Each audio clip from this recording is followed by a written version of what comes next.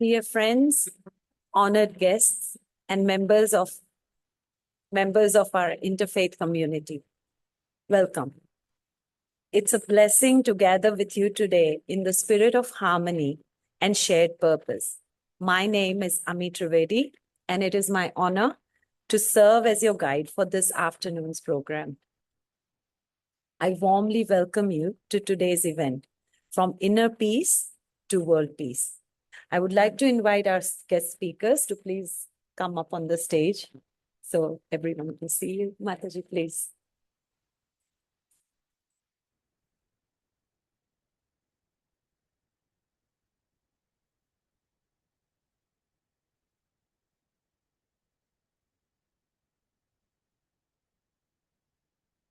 We are waiting on one of our guest speakers, Mrs. Zohra Ali. She's stuck in traffic, running slightly late, but she will join us shortly.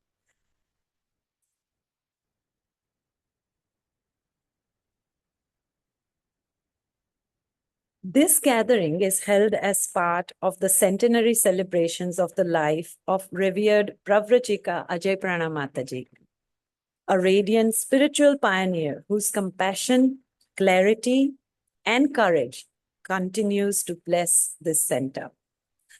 Our guest speaker has arrived. I'm going to interrupt slightly. She can join us.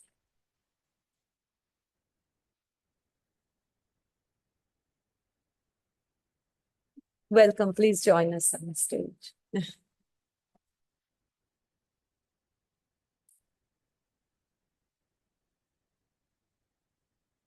The Vedanta Society of New South Wales acknowledges the Wongal clan of the Eora Nation, traditional custodians of this land, and we pay our respects to their elders, past and present. This center, founded by revered Pravrajika Ajayaprana Mataji in 1982, was the first Sri Sarada Mutt center outside of India. Sri Sarada Mutt is the women's wing of the Ramakrishna order. Swami Vivekananda, a leading figure in modern Indian history, founded the Ramakrishna order in the year 1897 in West Bengal in India. In 1954, many years later, with the support of the monks, Sri Sarada Mutt was formed. It had the nuns focusing on the upliftment and service of women in India through education, medical, and relief services, alongside spiritual and cultural activities. Subsequently, in 1982, Mataji established and developed this center in Sydney and nurtured it with her love, giving talks, hosting classes, and joyfully participating in multi-faith events. She returned to India in the year 2011 and was consequently elected the Vice President of Sarada Mutt. She passed away in 2020, but her legacy continues to inspire the spirit of unity, and that is what brings us here together today. Now, in the same spirit of unity and gratitude, that I now turn to our very first speaker, someone who has been a guiding light of this center from its earliest days. Pravrajika Gayatriprana Mataji is the president of the Ramakrishna Sarada Vedanta Society of New South Wales and is a long-standing member of the Women's Interfaith Network. She arrived in Sydney in the year 1982 and worked closely with Pravrajika Ajayaprana Mataji in establishing and nurturing this center. Her life has been one of devotion, service, and interfaith harmony. Mataji, please come.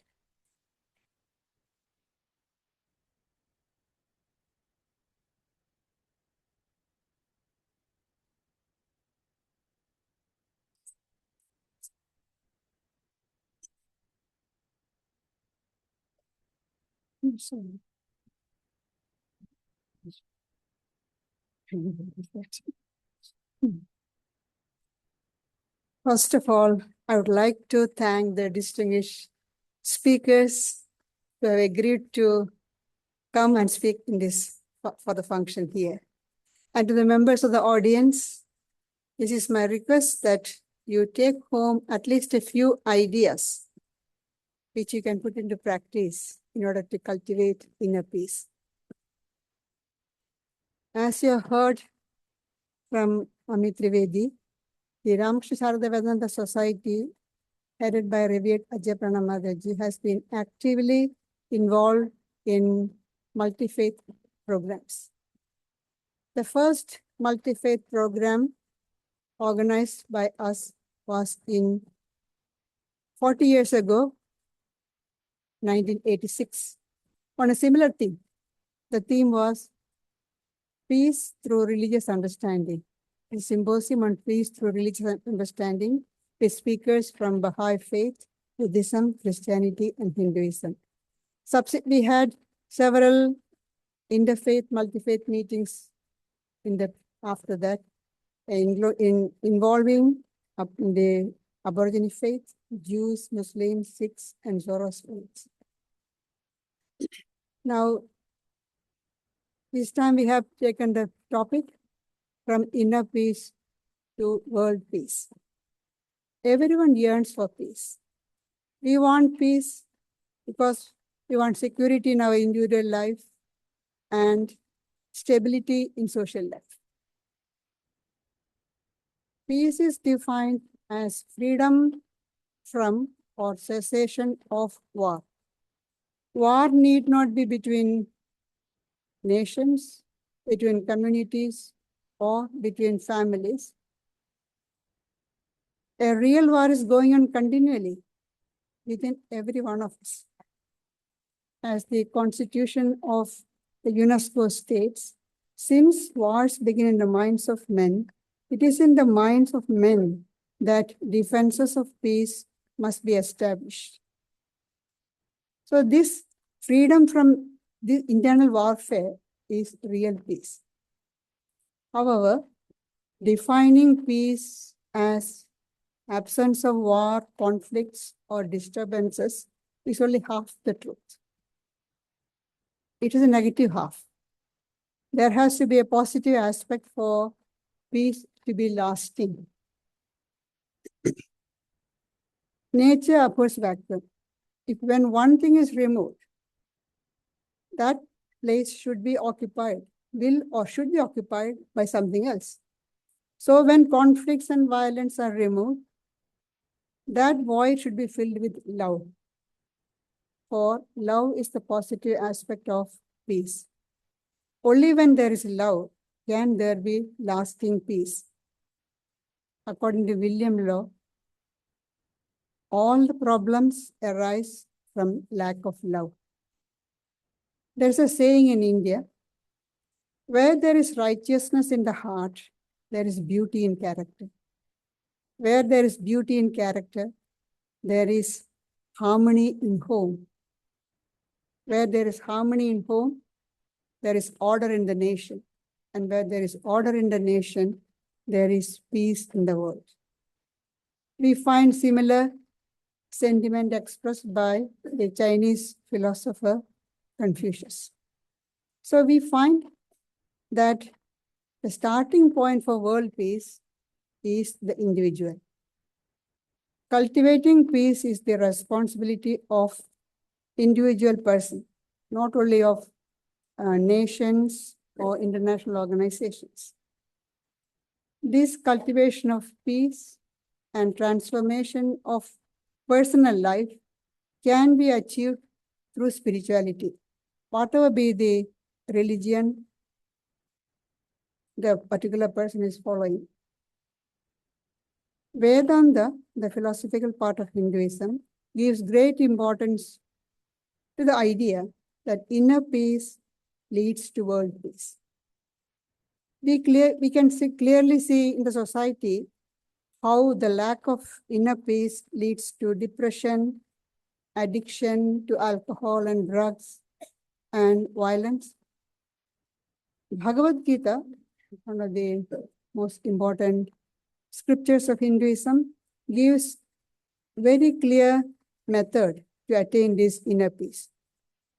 Gita says, One who abandons all desires and becomes free from all longing and the sense of I and mine attain peace. So Gita identifies the emotions kama, that's unwarranted desire, and krodha, unbridled anger, as our greatest enemies. Two of our greatest enemies is not any external person, but these two emotions, unwarranted desire and unbridled anger. These are the greatest enemies.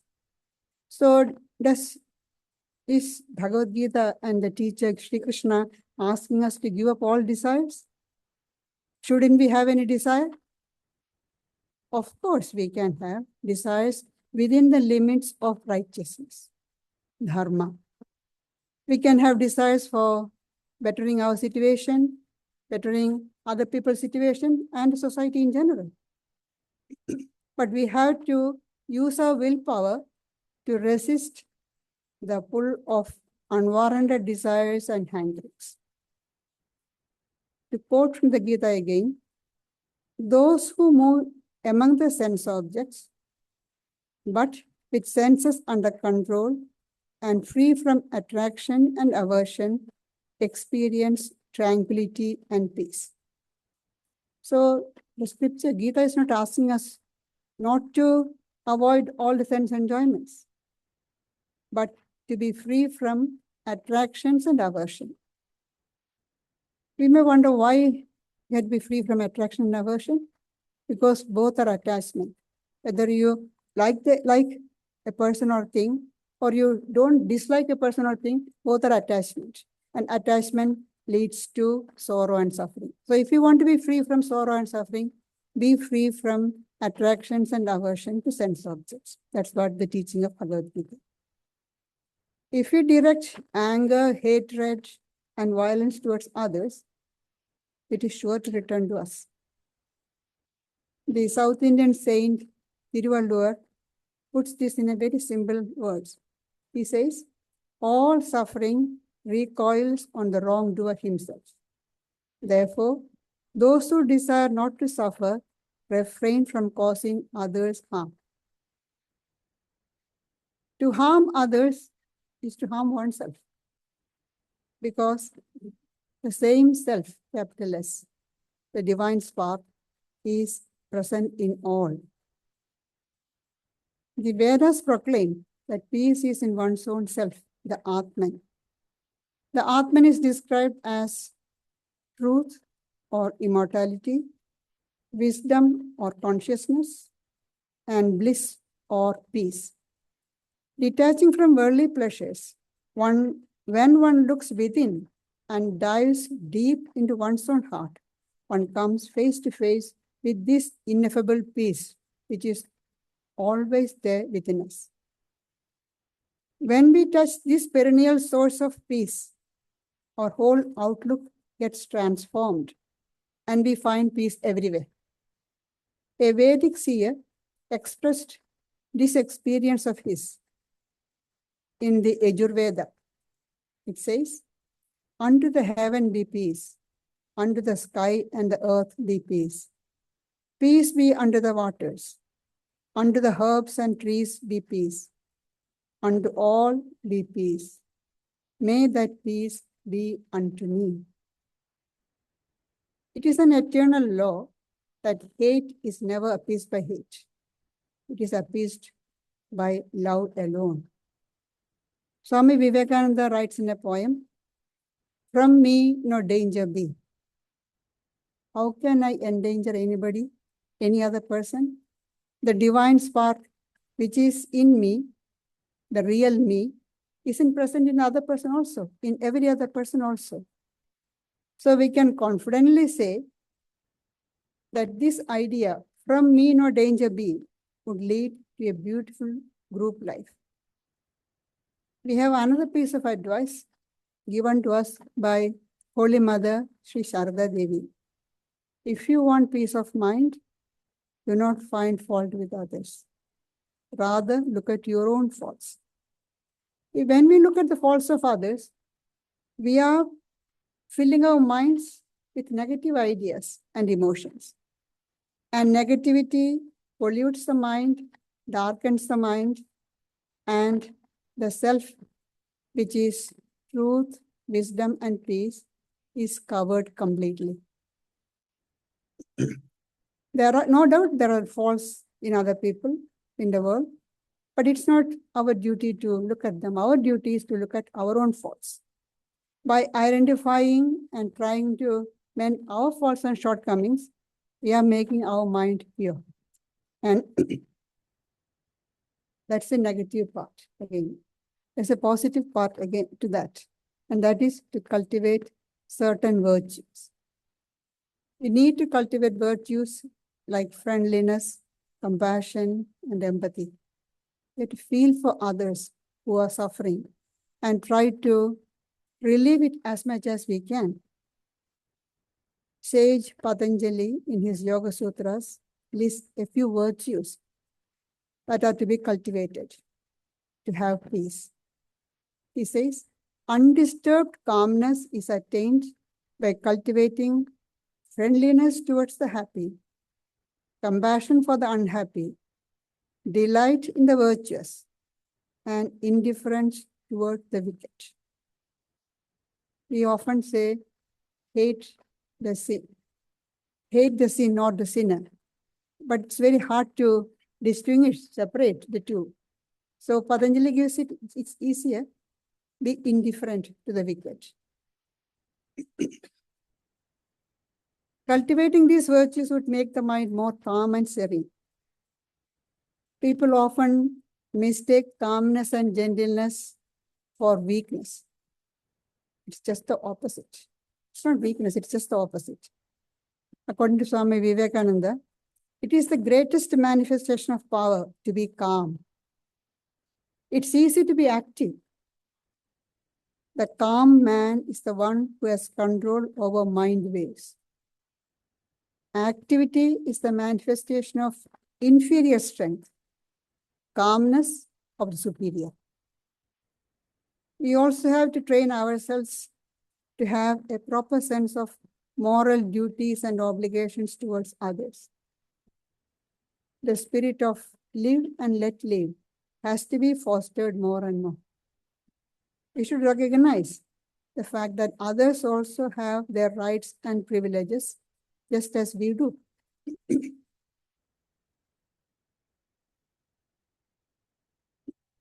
And this attitude will slowly lead us to be more unselfish. And this unselfishness lead to more peaceful group life. Now, we think that we can change the world. The world is like the curly tail of a dog. However much you try to straighten it, you cannot straighten it fully. The moment you leave the hand, it goes back. So all we can do is change ourselves. The world is a mixture of good and bad, kindness and violence. When we are peaceful and happy, we are able in a better way to help others. As vibrations of violence affect others, vibrations of peace soothe the tension in other people. So we have to start with ourselves. We see in the world what we have within us, in our heart. If we have peace within, we see peace outside. When we change, the world changes. For we are the world. What is world other than us? We are the world. So we change, then the world changes. Om, peace, peace, peace.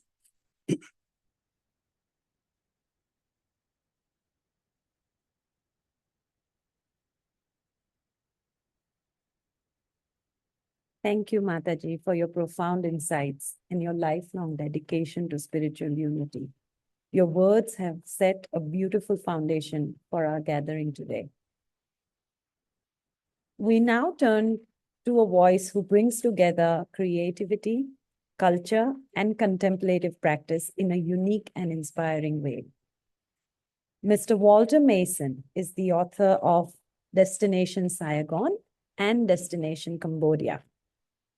He's an active member of several literary societies.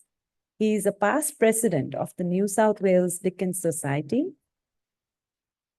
And he is a beloved teacher of writing, mindfulness, and creativity. He leads tours to Vietnam and teaches Buddhist, Vietnamese, and Cambodian history and lectures widely on literary figures. Mr. Walter Mason.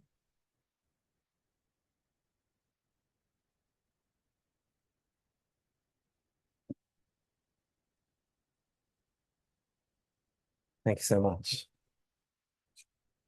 Okay, yeah, great. Yep, yeah, that'd be great.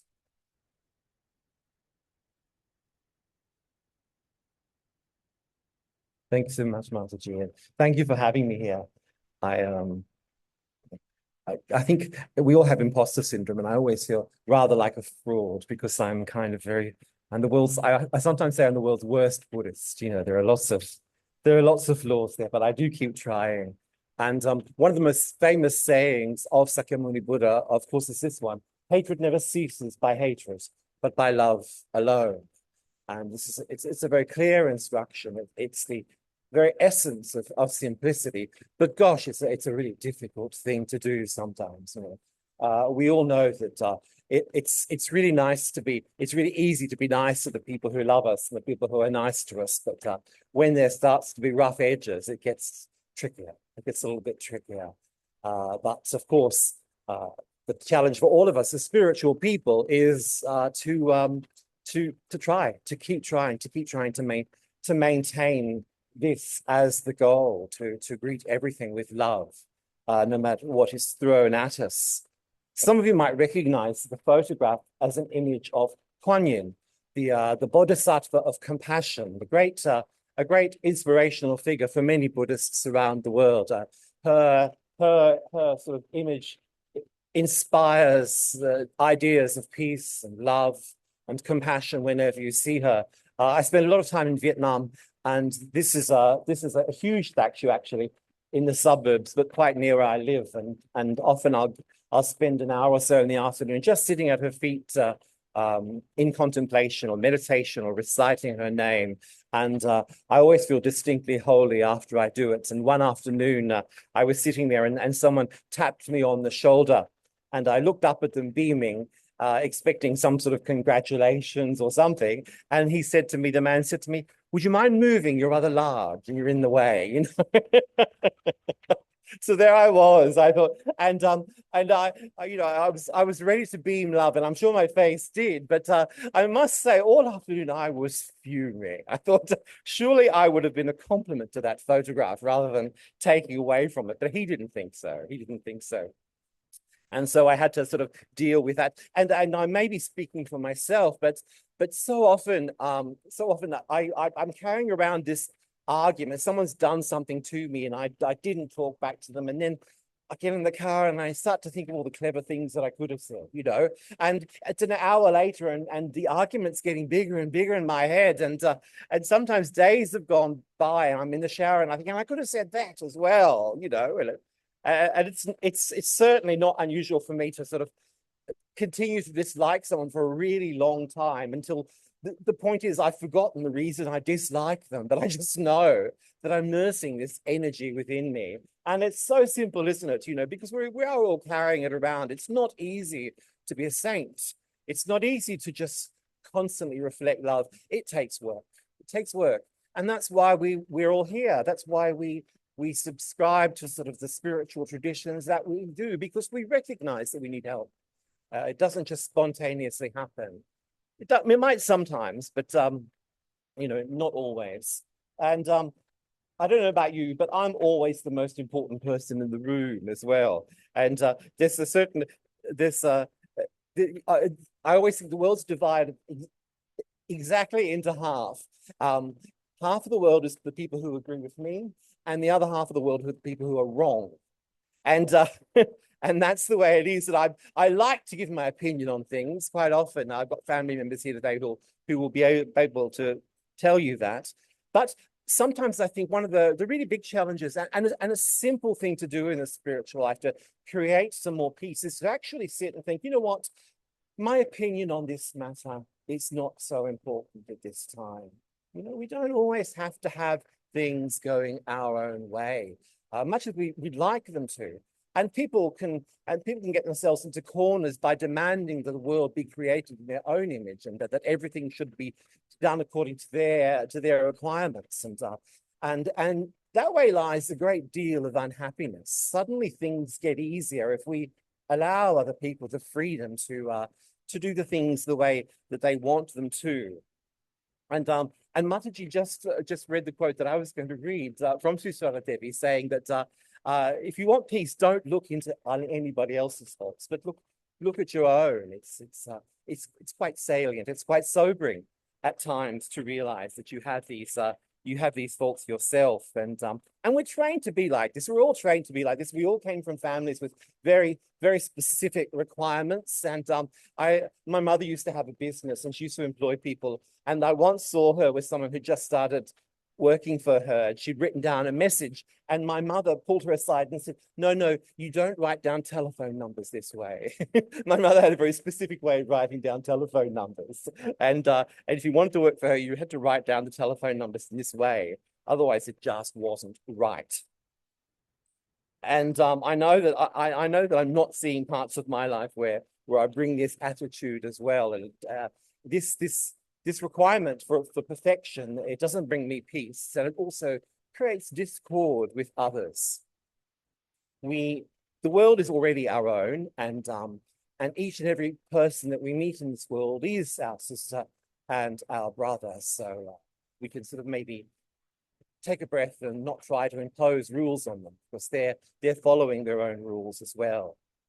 There's a very famous parable in Buddhism of the man who's been shot by the arrow, and most of you will know it. So the man is shot by the arrow, he's dying, and instead of pulling the arrow out and tending to the wound, he says, no, but first I want to know who shot the arrow.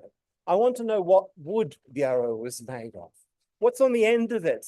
What feathers are on the other end of the arrow? Meanwhile, he's bleeding out. He's about to die. But he's concerning himself with all of these small and unworthy sort of concerns, because that's more interesting to him. And that's an easier way to grasp the situation than getting that arrow out and washing out the wound. And I think that all of us carry these arrows with us, sometimes for our whole lives, sometimes multiple arrows. We collect the arrows and we cherish them, and that's what we brandish forth into the world, this idea that I'm a very wounded person, without stopping to think for a moment that what the Buddha said was that the very first noble truth of Buddhism is that life is suffering, that everyone suffers, that everyone's carrying their own particular arrow, and that more than that, at some point in everyone's life, we're all going to experience the same kind of suffering. So if you're young and healthy and beautiful now, you may not know the suffering of being sort of old and sick, but it's going to come. One of the things I love about being in a profoundly Buddhist country like Vietnam is that when I grumble, and I am inclined to grumble sometimes, so I'll be going on about, how it's been raining for 3 days, or I've got a headache, and people will nod and smile to me, and then they'll say, "Ah, well, old age, sickness, and death." Because they're the three things we've all got to look forward to, So it's no point grumbling about those other small things. What we could do instead is be willing to carry, instead of an arrow, carry a little bit of peace in our hearts.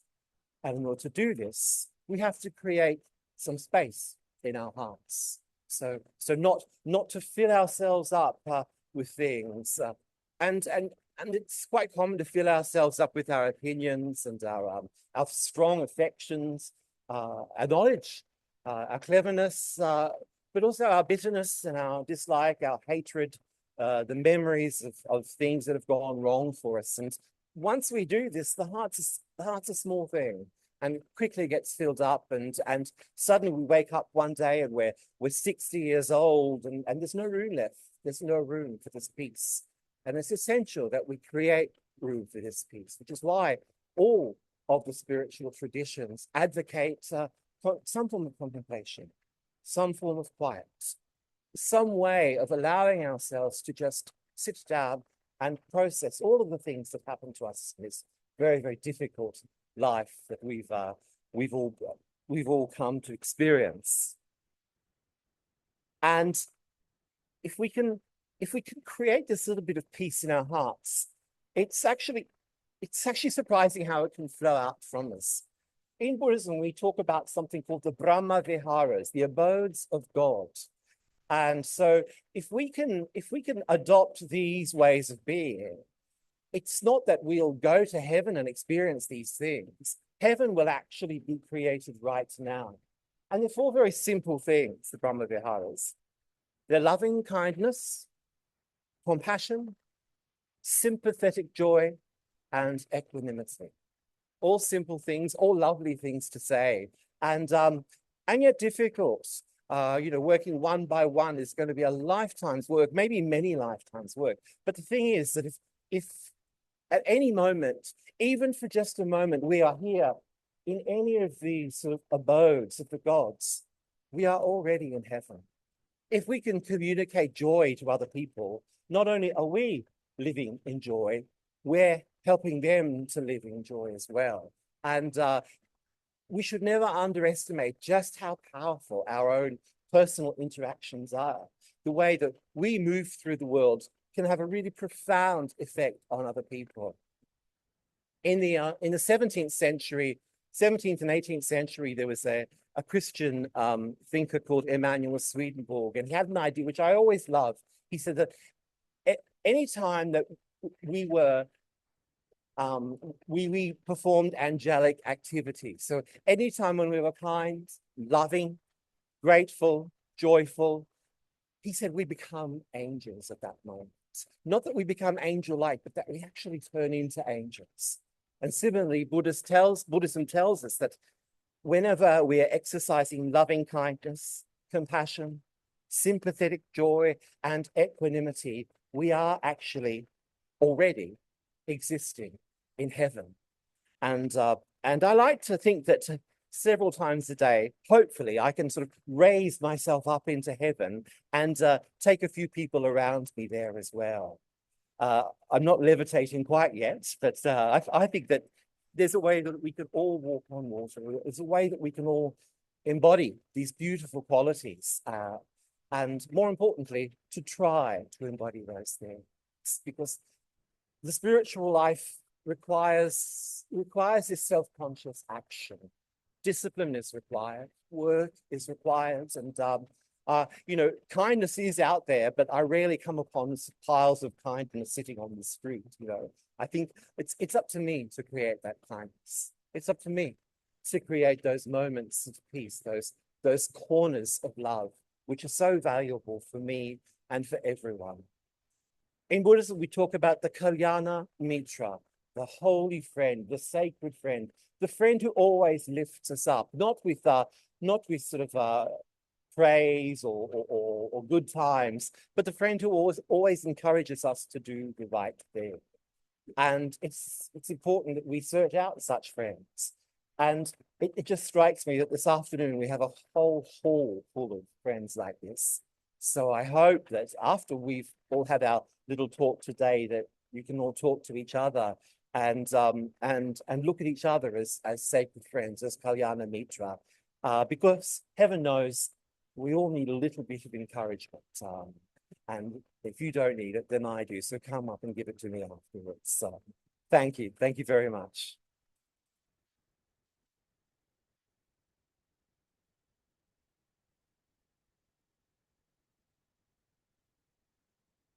Thank you, Mr. Mason, for your heartfelt reflections and the warmth and humor that you brought to every story. Continuing our journey of understanding, we now welcome someone whose work in interfaith harmony spans decades and touches hearts across many communities. Mrs. Zohra Ali. She is a pharmacist, writer, a speaker, active in interfaith groups for 15 years and over, including Religions for Peace and the Women's Interfaith Network. She has organized interfaith gatherings at the Imam Hassan Center Mosque for over 20 years and volunteers with Together for Humanity. It is an organization which fosters school students' interfaith and intercultural understanding. She also works with creators of peace, empowering women to become peacemakers. Mrs. Zohra.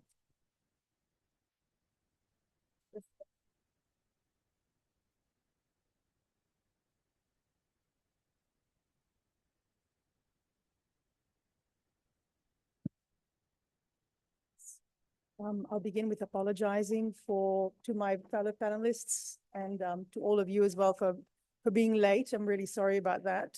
And also thank you for having me here today. I will begin with a bit of a disclaimer. Thank you for that lovely intro.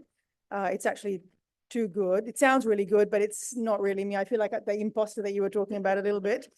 So my disclaimer is that, you know, we've got a Gayatriprana ji and a reverend and a rabbi and Walter here, and I'm just a layperson. My only qualifications for talking on a panel about inner peace to world peace are just that I'm a parent with 4 adult children who still live at home.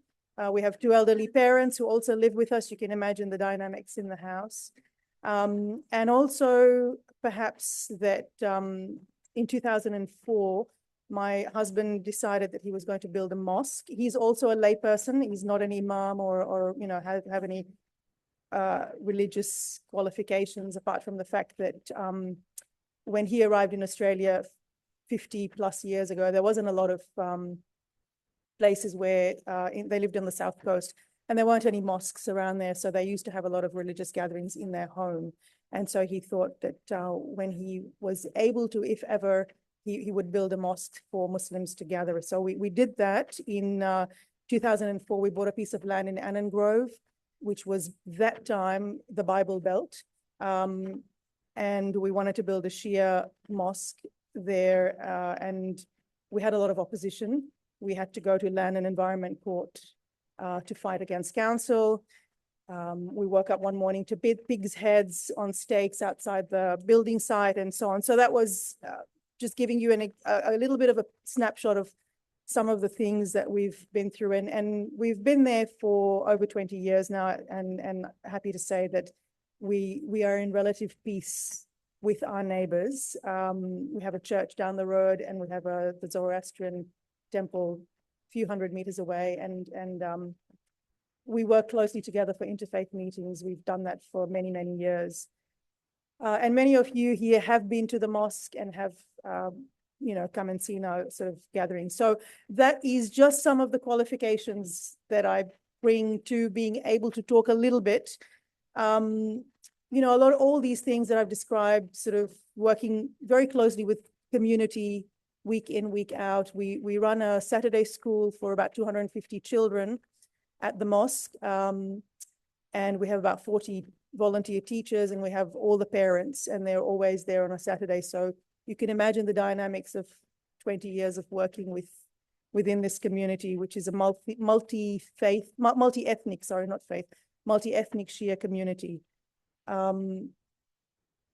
Yeah, so I think that, and it was also mentioned that I belong to Creators of Peace, which is a grassroots movement of women aligned with initiatives of change. That's an international organization that does peace building and trust building across countries in the world where it's needed.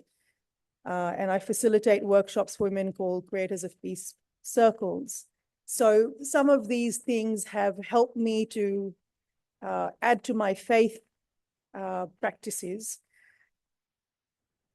What is peace? You know, peace isn't something that's static and constant. It's ever changing and shifting. We're always adjusting and readjusting ourselves to attain peace. I remember saying many years ago when I was in university to a friend, say, you always look so calm. How do you do it? And he says, well, you know, have you seen a duck on a pond? It seems like it's gliding through the water, but underneath the water, there's all these padded feet, webbed feet, you know, furiously pedaling. And that's really what it feels like to me at times when people say, how do you do it? I'm like, well, I might look like I'm contained, but really it's just crazy underneath. And how do we maintain this outward state, or maintain this inner state as well, of being in peace amidst chaos in the world around us, whether it's within our homes or our communities or in the world, the state that it is in at the moment. So I have enlisted in the help of some sheikhs to collect some of the things that I'm going to put forward to you. And I was pleased to see that some of it there were practices that I have been doing over my life. And some of the things have already been said by Walter and Gayatriprana and will probably be echoed again. But I will just begin with, I think, what is the main crux to me of inner peace in Islam. In the Quran, in chapter 13, verse 28, God says, "Indeed, in the remembrance of Allah, do hearts find peace and comfort." So I think the main hinge for inner peace is to constantly be remembering God. In fact, Prophet Muhammad also said in a tradition that the best thing a man can adorn himself with is tranquility coupled with faith. And when we live our lives in a God-centered way, that's where we find our true compass. You know, the intentions are purified and the ego is disciplined and our conscious is awakened to more than just it's all about me or a self-centered world. Our fragile human hearts find peace through the remembrance of God. So how do we attain this sort of remembrance, or how do we practice it? In Islam, inner peace, the word for inner peace is sakina. And the root of that word means stillness. It's the opposite of movement. It's also used to describe a tranquility that a person has, an inner stability and a freedom from disturbance in firmly carrying out what they want to do, what they've resolved to do. When a person becomes attached to a worldly life and follows desires, then things become confusing. And we can become hesitant, we can become anxious and unstable. But when we have a firm faith in God and we rely on God to support us, then we know that there's a pillar that's never going to be shaken. And we see that we don't have control over affairs, but there is a higher power instead. So to achieve inner peace or sakina, there are certain concepts that a Muslim has to realize. One of those is called tawakkul, which is relying on God's plan. The other is patience or perseverance during hardship. And then the third is a regular reflection on the things that we have done during the day and during our weeks. These are some of the core concepts, and I'll just go through a little bit of those in a bit more detail. So tawakkul, which is trusting Allah's plan, is knowing that when we're faced with a difficult situation or a closed door, instead of panicking, having this faith that God has my back. He knows why things are happening the way they are, and I just have to rely on him. An example is this morning I was running late, and then I was hit with some traffic, and I had to ring up and say, I'm going to be running late. And often we know that these kind of things, you know, there might be an accident that you might have been in yourself, or there might be something else at the other end. And just having a reliance that this was meant to be for some reason, you know, I will get there, and it's better to sort of, this was the path I had to take. Things don't always turn out according to our plan, as long as we realize that there is another plan, there is a higher plan. The concept of patience or steadfastness through life's adversities. Just the other day, I was teaching a group of 9-year-olds at our Saturday school, and we were talking about the Prophet Abraham, and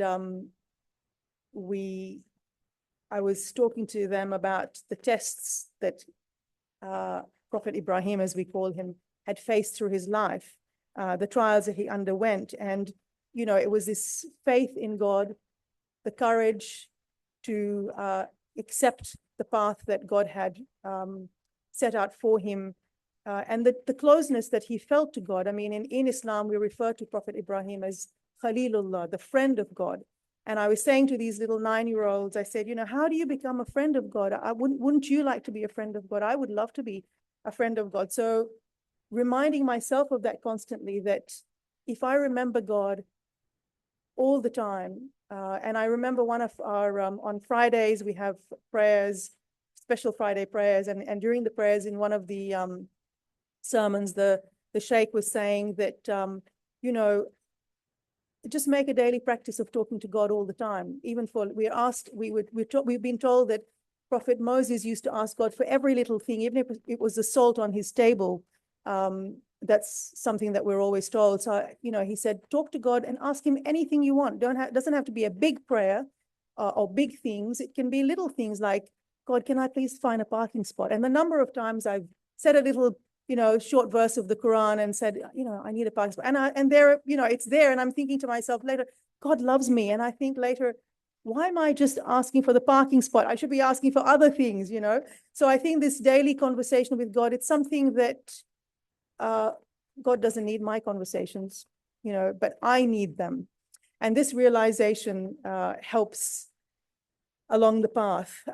So in Islam, we have the concept of dhikr or remembrance of God. And there are many ways that Islam facilitates this. There are the 5 prayers, the daily prayers that we set aside time for during the day. But there are other occasions where we have words of acknowledging God's powers and his, you know, his qualities that we can say at any time, whether we're sitting on the prayer mat or whether we're just sort of standing in a queue or sitting in the traffic, that we can say, or just even when you're cooking in the kitchen, that just grounds you and reminds you and engages you in this conversation with God and just recognizing and becoming closer to God. And the last thing that I mentioned was self-reflection, which in Islam we call muhasaba. That is something which is a practice of assessing one's actions and intentions on a daily basis. Now, we don't always do this. I don't always do this. It might be snatched moments, you know, in bed where you're sort of thinking about the day and how it went, and then realizing that today might have been the day where you were harsh with someone, and you shouldn't have been, or whether something went well, and recognizing that blessing or, you know, that came from God, and just being grateful to God for the blessing of that day. And how these practices work is to release the burden and from ourselves and trusting the problems that we have, which sometimes seem really heavy and uncontrollable, to an all-knowing creator.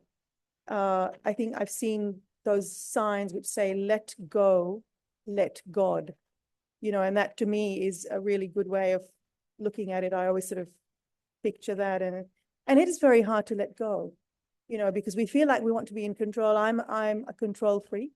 And it takes a lot of hard work to just be able to just say, I'm not able to control this matter because it's out of my hand, but I have to accept that God knows what is happening and how I feel, and he has a plan for me. And also these practices of remembrance and, you know, self-reflection focus our intentions and make sure that we realize that our actions are done for a higher purpose, not just for worldly approval. And that way we can relieve some of that anxiety and people-pleasing that is sometimes part of our nature. And also finally, this acceptance that all the world is a test, but these are temporary tests, and ultimately these are designed for our spiritual growth. So yes, there are lots of verses in the Quran which kind of allude to this link between tranquility and in the heart and closeness to God.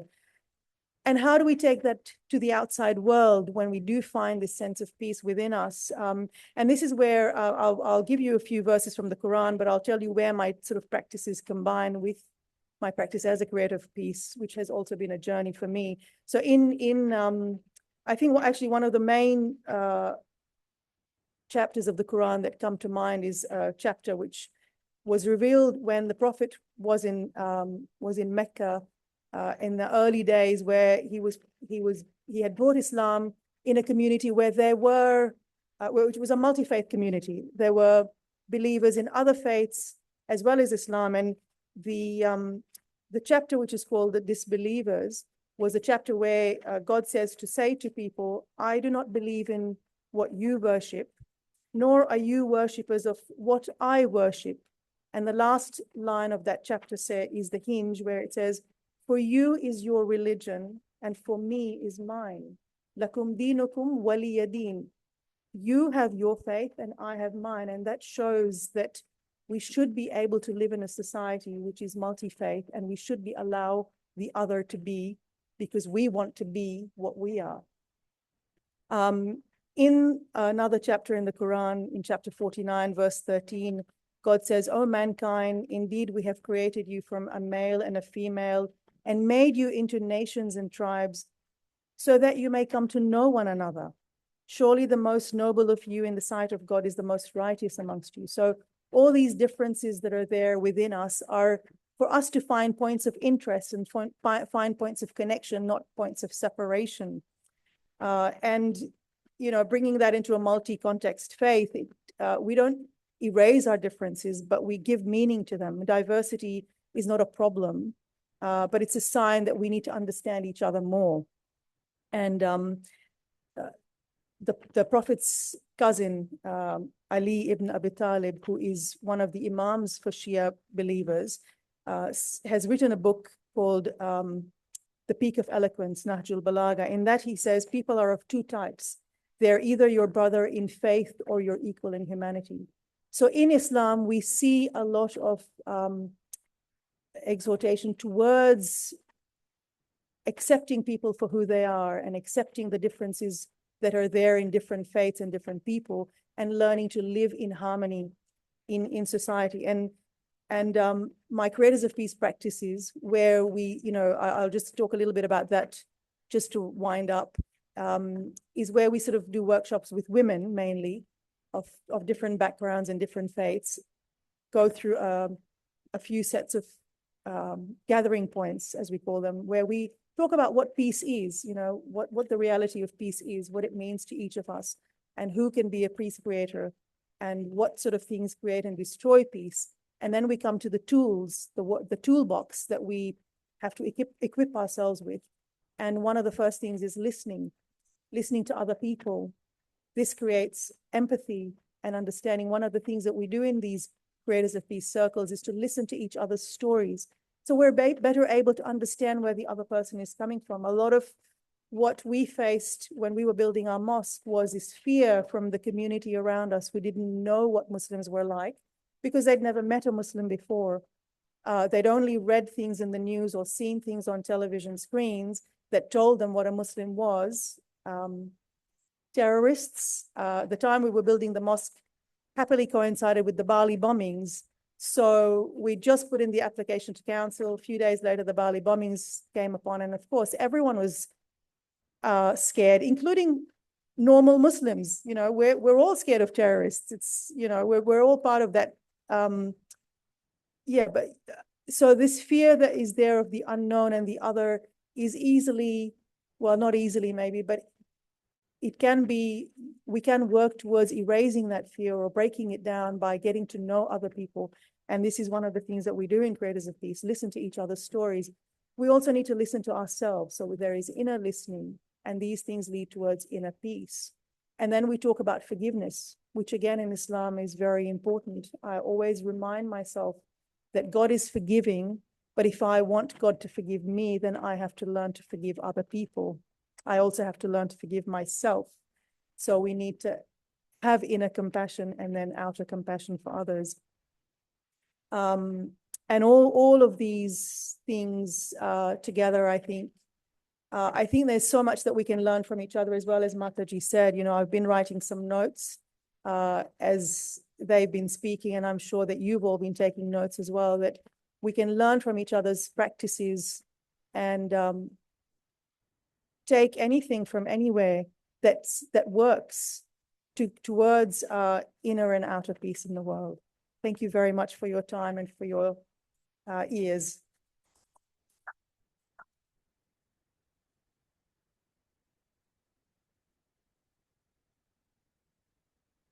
Thank you, Mrs. Ali.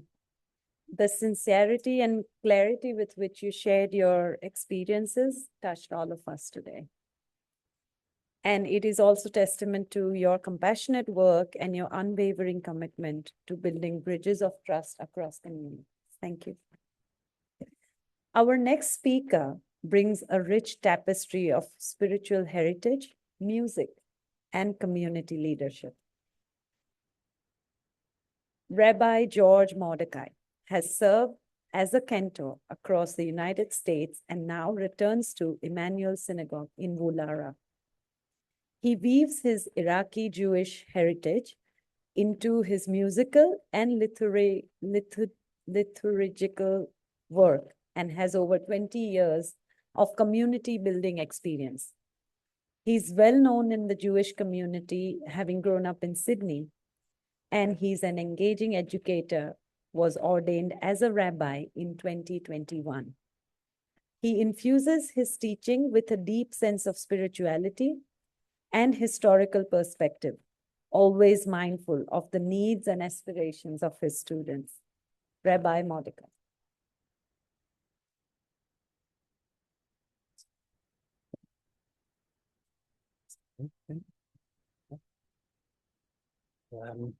I wanted to just say first and foremost that it's a pleasure and it's an honor to be with all of you.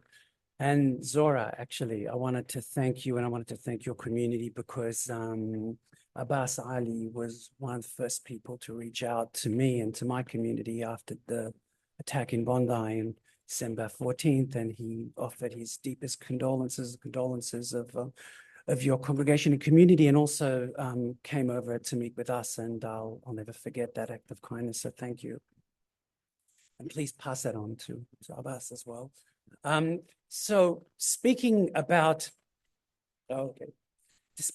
Judaism's perspective of inner peace and outer peace, it's actually a very, very rich tapestry of very many different ideas. I could start by really focusing on the mystical tradition, the tradition of Kabbalah. I'd love to get into that with you all, and I actually do teach it in my congregation as well. It's one of the most important parts of my life and my practice. But I do feel that it requires so much time, we wouldn't have enough time to go through it.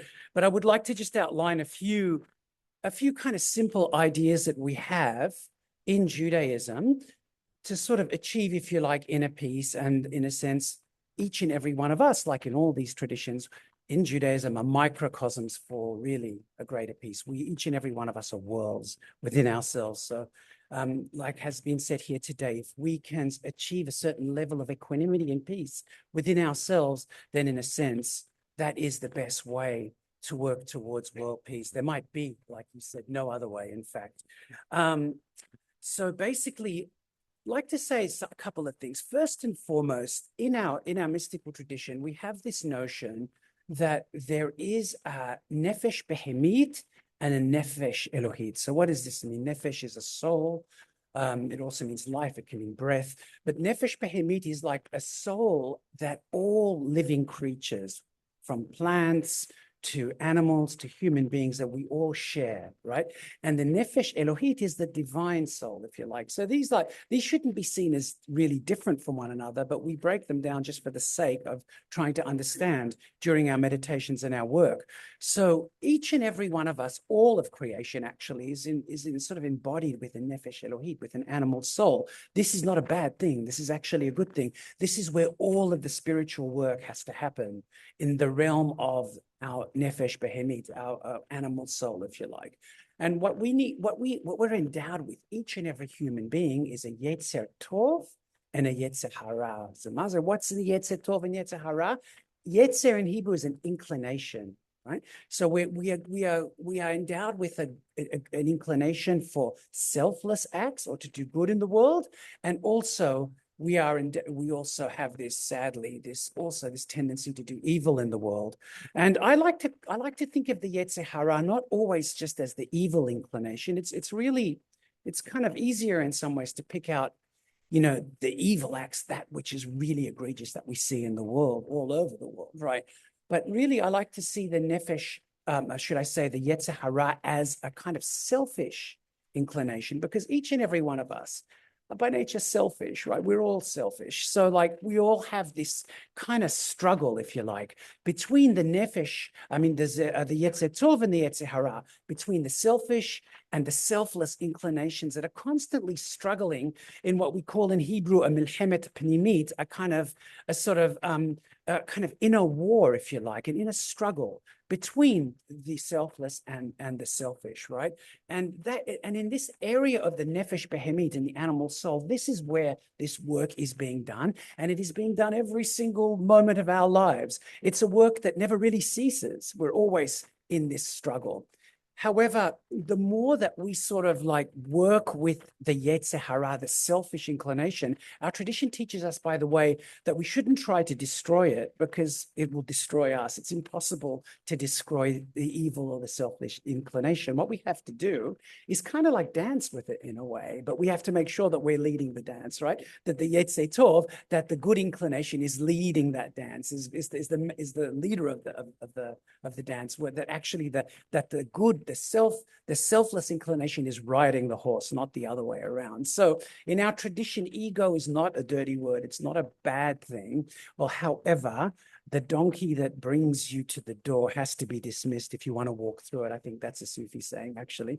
But it is true also in our tradition too, that like the donkey being that sort of the ego that's out of control, right? If we want to walk through that door, if we want to really do this work of refining ourselves, of purifying ourselves, at a certain point, that donkey, that ego has to sort of be refined, has to sort of be tamed by the Yetzer Tov, by the selfless inclination, by that which wants to do good in the world. And so once this sort of Yetzer Tov is working on the level of the animal soul, and we are achieving this sort of balance, if you like, this izun, and we are doing good in the world, and we're sort of realizing the good inclination, the selfless inclination in our souls, in our animal souls, then it's kind of like, again, I'll borrow from the Sufis, polishing the mirror, like Rumi says. You polish the mirror to allow the divine soul to shine through, right? So the divine soul is not something you strive for. It just shines through when you've done that work on the animal soul. So, you know, there's so much more to talk about with all of this, but I'll stop there with regards to the two Yetzer, the two inclinations, if you like. In Judaism, relationship is very, very, very important, right? So we can be doing all the inner work, we can be meditating, or we like to spend hours a day meditating, we can spend our whole lives in contemplation, but it doesn't really mean anything, as I'm sure it's true in all traditions, right?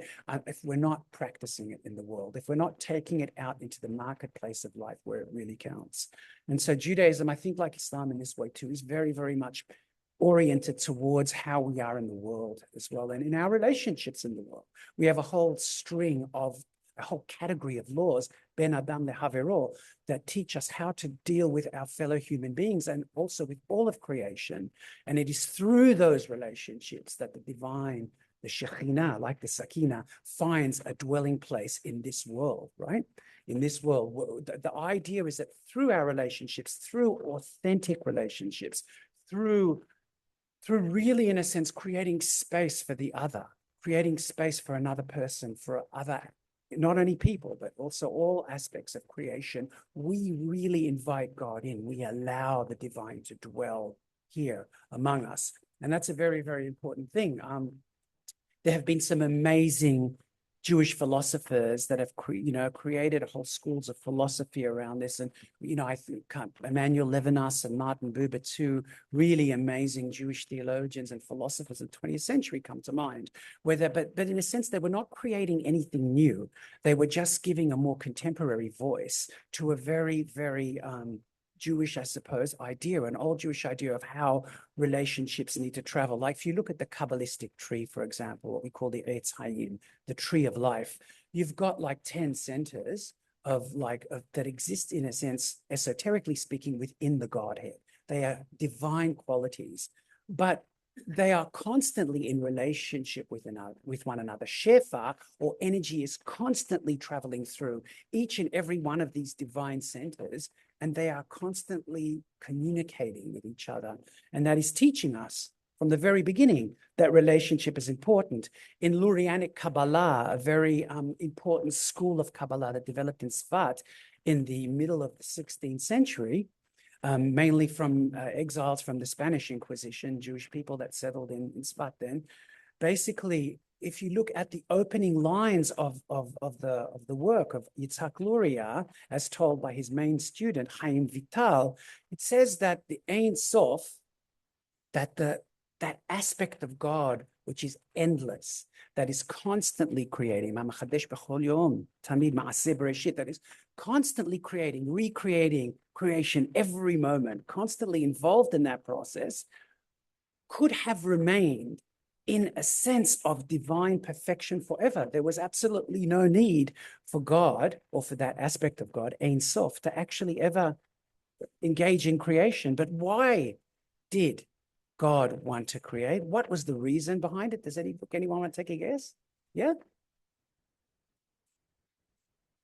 Okay, to understand the infinity of possibility. I'm going to say something even simpler than that, to be in relationship. Because in a sense, God wanted the aspects of Hanun Verahum, of compassion and of grace, reflected back at God. And God couldn't do that alone. So even though God could have remained in this sort of like perfection, state of perfection, God would have been alone. God needed conscious beings to be able to reflect compassion back at God, to be able to reflect grace back at God, to be able to reflect all of the sort of divine qualities back at the Godhead.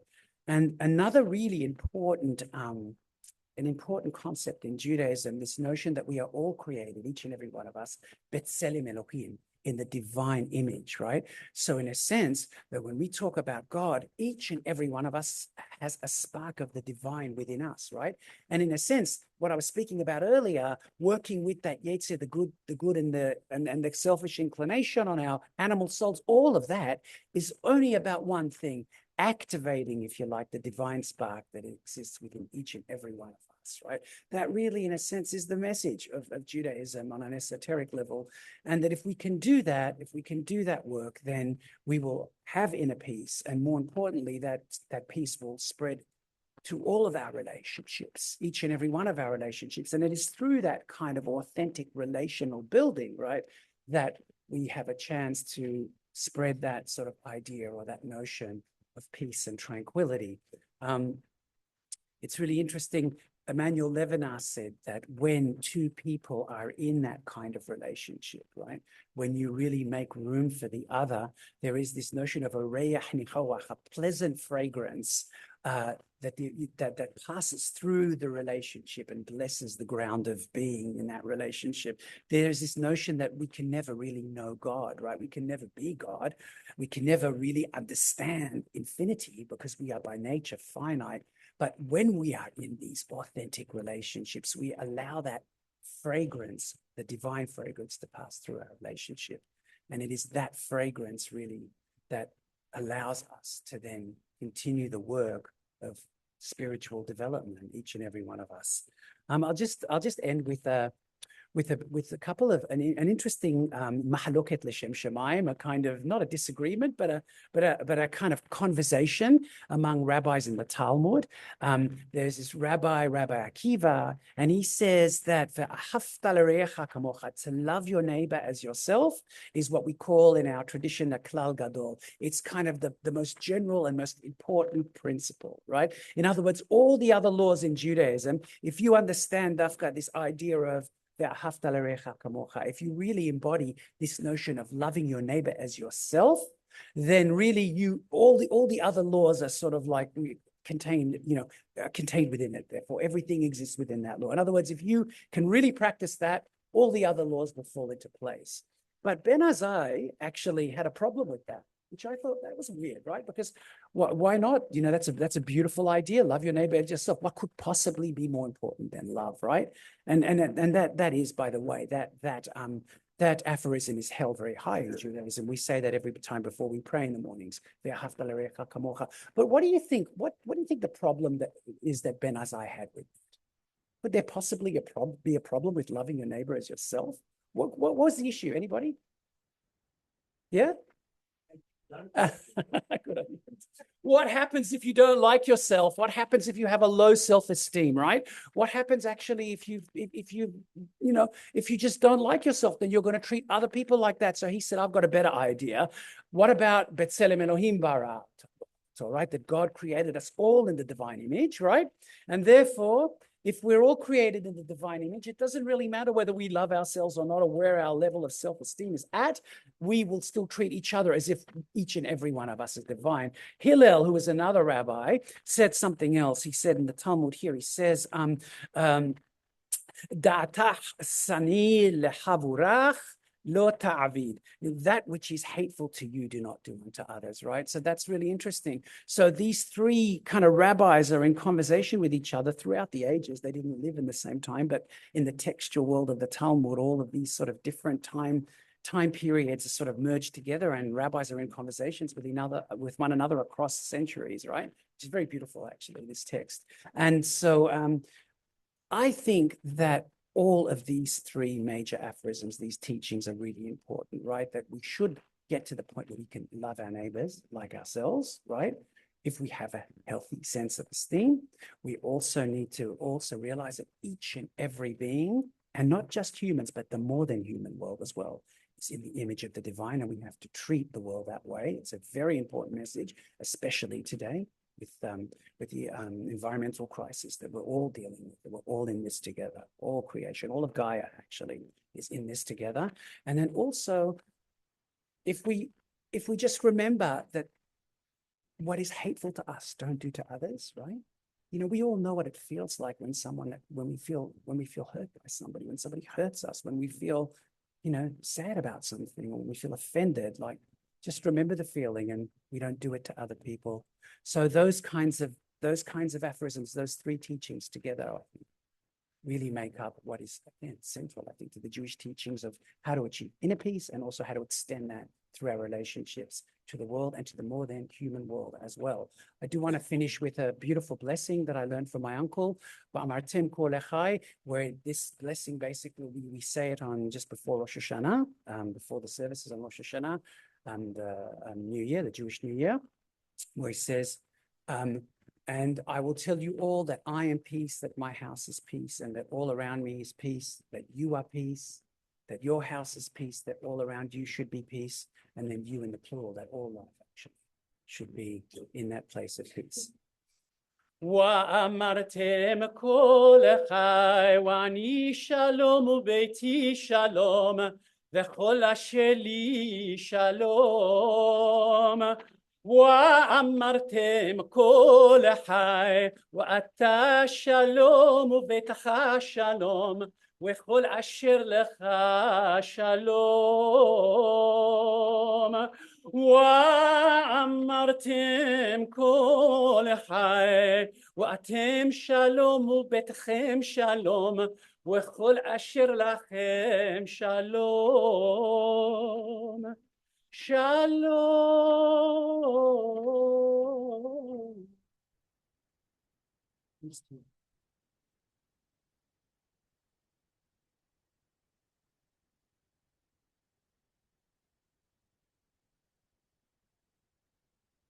Thank you, Rabbi Mordecai, for your soulful insights and the depth of spirit you bring to this interfaith dialogue.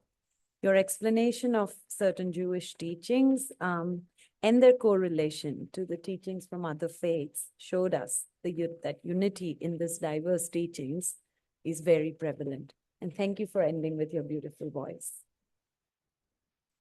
As we continue exploring the many pathways to peace, it is now my honor to introduce a distinguished leader whose life's work has shaped ecumenical and interfaith engagement across the world.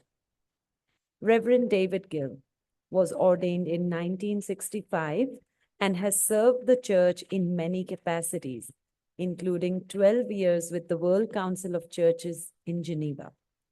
He has served on the staff of the Australian Student Christian Movement and has studied in the United States of America and Switzerland. He was General Secretary of the National Assembly of the Uniting Church in Australia and the National Council of Churches in Australia. before taking on what he says was the best job of the lot, pastor of the Kowloon Union Church in Hong Kong. Along the way, he has visited over 60 countries, sat through more meetings than he cares to remember, been closely involved with the Christian Conference of Asia, served on the joint working group between the WCC and the Roman Catholic Church, and helped promote relations between Christians and people of other faiths. Reverend David Gill received his Member of the Order of Australia, AM, in the 2007 Queen's Birthday Honours. He was awarded the AM for his significant service to the community, particularly through promoting ecumenical cooperation, fostering interfaith dialogue, and providing leadership to religious organizations across Australia. Reverend David Gill.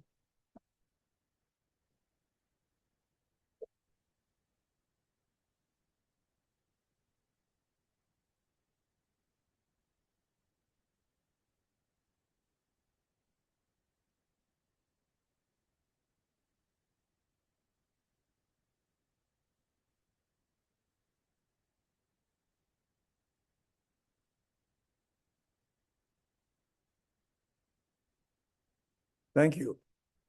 I'm not sure where all that information about me came from, but it was a rather embarrassing introduction. Robert, don't do that again. Well, the problem with speaking last, especially with people like this, is they've stolen all your thunder. Like many here, I guess, I was sitting there listening to each one, thinking, yes, that's so true. Oh, I wish I'd said that. I wish I could say that, but there's not going to be time. So I'm not going to try to repeat the many insightful things we've heard. In fact, I'm going to be very disobedient to the organizers. I'm not going to start with inner peace at all. I'm going to start at the other end and talk about world peace and work backwards. World peace for Australia used not to be a particularly pressing issue. Powerful nations and wise statesmen elsewhere worried about such things. Normally, peace was not our problem. After all, Britain ruled the waves until it didn't. The United States was a trusted ally until it wasn't. And rules-based international order gave us reasons to feel confident until we weren't sure we could feel that way at all. So quite suddenly, our world has changed. Today's world is not only different, it is scary. Australia's foreign policy is up for grabs, with defense implications that may be far-reaching. The country has been forced into some very important rethinking, for which it is ill-prepared, and for which our political leaders on both sides of Parliament are not yet giving us much leadership. Now, the resulting questions for us are not simply strategic or diplomatic. They are bigger. They go much deeper. They are ultimately questions of faith. of what we most profoundly trust. Now, that may be a disturbing thought for many of our compatriots in this secularized Australia. We are so accustomed to hearing people casually say that they're not religious, they don't care about religion, or worse, we're accustomed to them airing their blissful ignorance about religion. But as some have started to discover, perhaps questions of faith today matter enormously. And one of the most basic of those questions has to do with hope.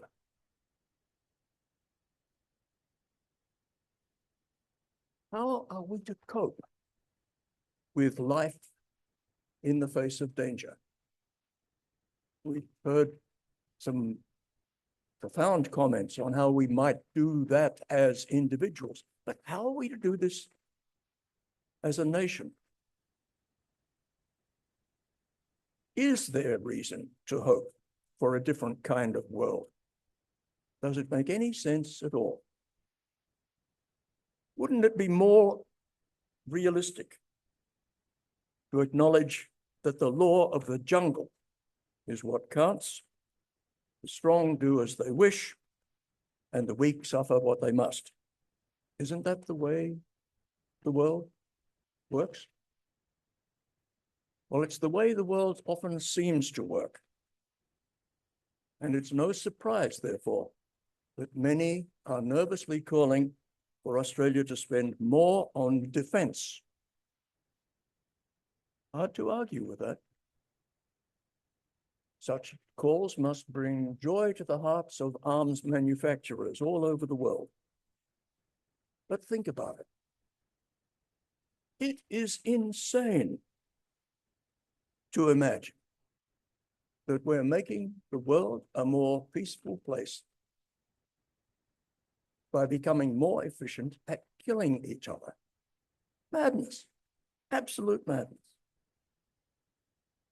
Trusting in more and better weapons always blinds people to their limitations. Maybe we do need to spend more on defense, maybe not. But the danger of weapons we see again in our own time.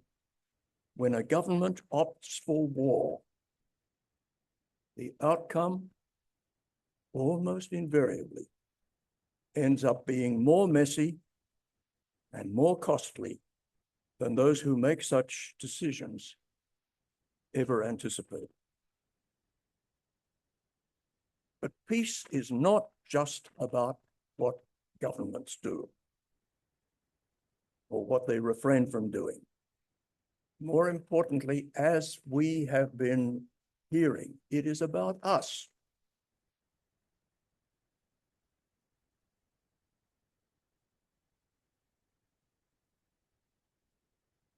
It is about how a different kind of world requires different kinds of people. People with transformed hearts and minds. As Mataji said, we are the world. It comes back. The question comes back to us. With today's theme, we are talking about a revolution in us to relearn kindness and compassion, to reject hate, to challenge propaganda, to become wary of all forms of nationalism, to recognize every person of every faith in every land as a cherished child of God. Now, that's quite an ask. It begs again that question of hope. Whence comes such hope? Is it just a naive optimism, a whistling in the dark to keep our spirits up? Or do our different faith traditions in their different ways, offer frameworks of meaning that can speak to the possibility of transformation. How to unpack such frameworks of meaning in ways they might communicate afresh to our diverse and often secularized communities. This question matters because without hope, things drift. Nothing changes. With hope, people strive and things do change.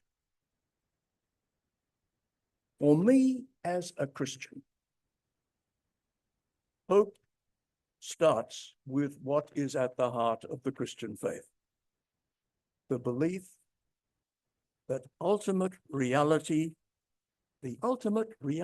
embracing all people in life and in death, a reality we dare to call God, is love. The mystery of divine love. A mystery that we believe has been glimpsed in the life and death of an extraordinary man they called Jesus the Christ. A man who taught about the coming kingdom or rule of God, something he saw pressing upon the world and the way people relate to each other. Something that has far-reaching implications for how we should see things and how we should live. Probably best summarized, his teaching was probably best summarized in the revolutionary words of his so-called Sermon on the Mount. Some of you will remember those words. He said, "Those who lose everything are blessed. The meek will inherit the earth. People who hunger for righteousness will be fed. The merciful will receive mercy. Peacemakers are going to be called children of God. Those who are persecuted for righteousness' sake will inherit the kingdom." Everything is turned upside down. The rule of God he was talking about and trying to living draws people into a radically new way of seeing and doing, in which the normal is reversed, the conventional is overthrown, the expected is overtaken by surprise, and evil in all its forms is disempowered. Now that offers hope indeed. But I often think, what of our compatriots who are going to tick the no religion box in the next census? Many will be ex-Christians who have found no other religious home. What might the quest for hope imply for them? Perhaps some of them will rediscover something that still lingers deep within this secularized culture, something they cannot articulate, yet cannot quite escape, something that's buried under the scattered leftovers of yesterday's barely remembered faith.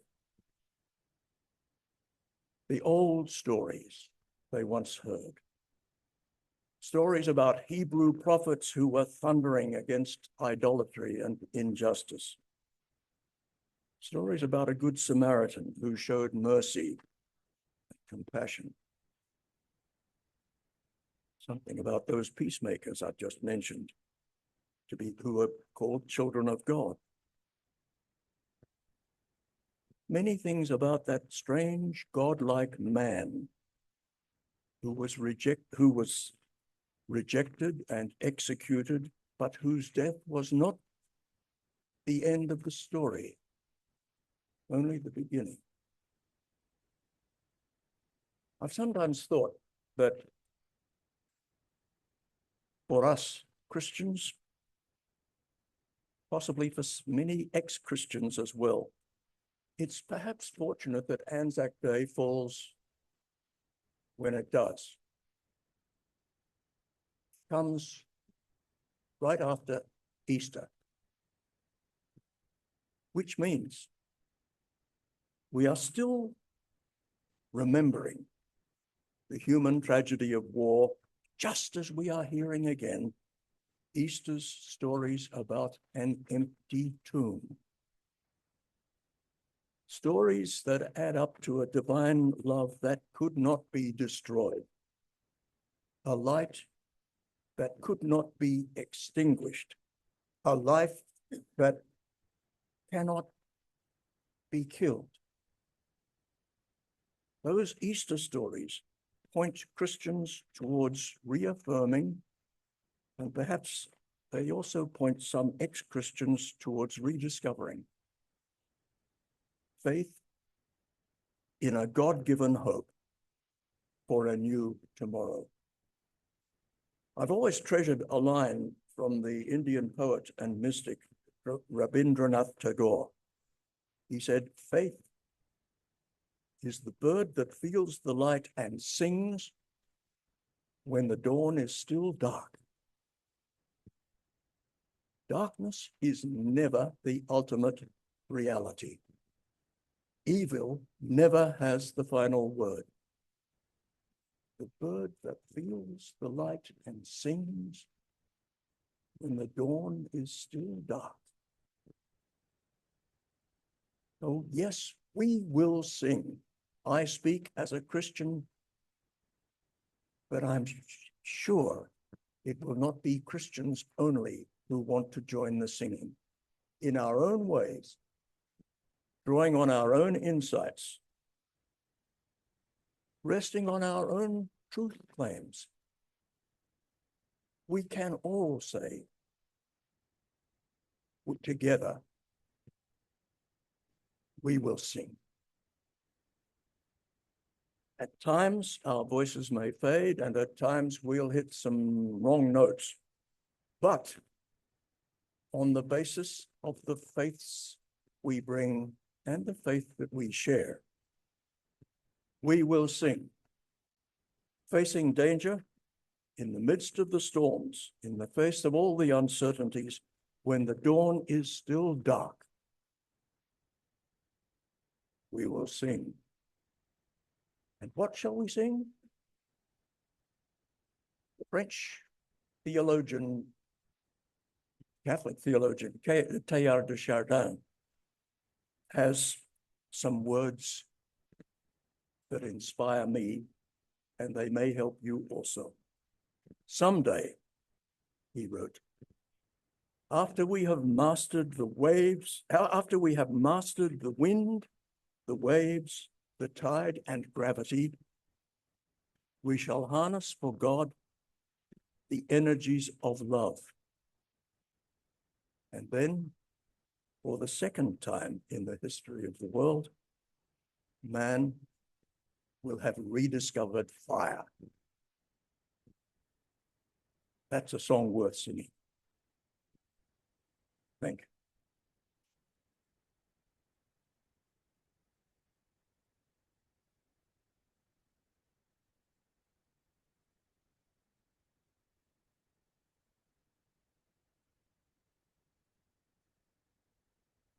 Thank you, Reverend Greg, for your profound reflections and for the depth of experience and compassion you brought to your message today. We are grateful for the clarity and moral courage with which you speak, reminding us of the responsibility we each carry in shaping a more compassionate world. We now bring these rich perspectives together in conversation. I invite Dr. Vivek Thakkar to lead the Q&A discussion. Anyone in the audience, if you have any questions for our esteemed speakers based on what we heard today, please, Vivek will take over.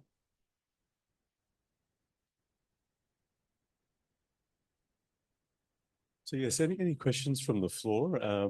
We've also got a strong presence online, so I figured probably from about 4 o'clock onwards we might go online and ask people if they have any questions, but anyone would like to kick things off? I'm sure there are lots of questions.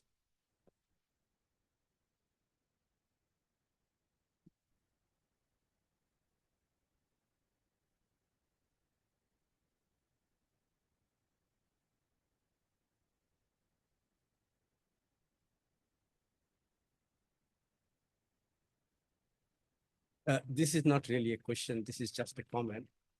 I am attending this interfaith after a long period of time, and unmistakable concordance in here that there is that general accommodation for everybody, each faith representative. Very, very pleasing to hear that. Thank you so much.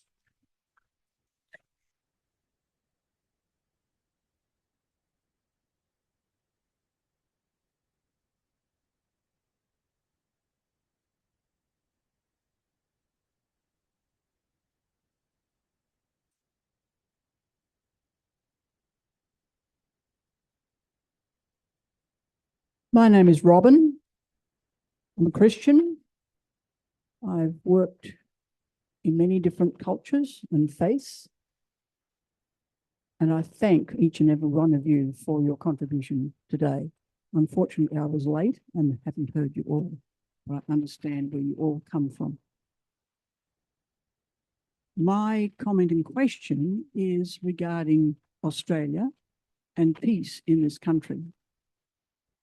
And I think we're all very, very mindful of what has happened, particularly in these last years, in terms of racism. I don't want to dwell on that at the moment. It's front and centre of everybody's mind, I'm sure. And the churches, the various faith groups have been active in lots of different ways over many, many years in dealing with those issues. I come from an educational background, so I've been in that space too. But my particular passion and concern and anger, which is the other side of passion, is the ongoing lack of peace with our own First Nations people.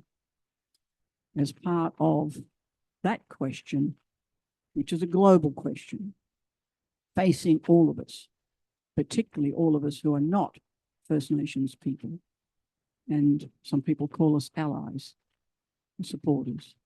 So my question is, to any of the faith groups, what's your opinion, understanding, direction, way forward in terms of how we are good allies in this country and contribute to peace, truth-telling with First Nations people of this country and other countries? Because we don't lead the way in it. We could, but we don't. So that's my question. What's your opinions from each of our faith groups? Thank you.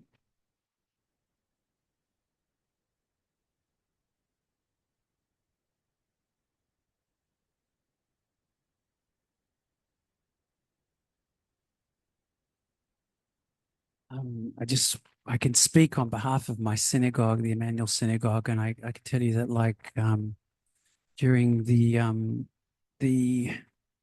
all that unfolded around the fight for the yes vote, the struggle for the yes vote, like our rabbis, my colleagues, and most of our community were firmly behind that struggle, and we stand with our Indigenous friends, and we have strong relationships with many different Indigenous leaders. I personally believe that we can't have peace here in this country before we not only acknowledge, like, the Indigenous people here, but really, in a sense, not even to walk hand in hand with them, but to be led in some ways by the indigenous peoples of this country. So yeah, I mean, I think that's the most important struggle that we can possibly be together advocating for at this moment. We won't have peace here until we settle that.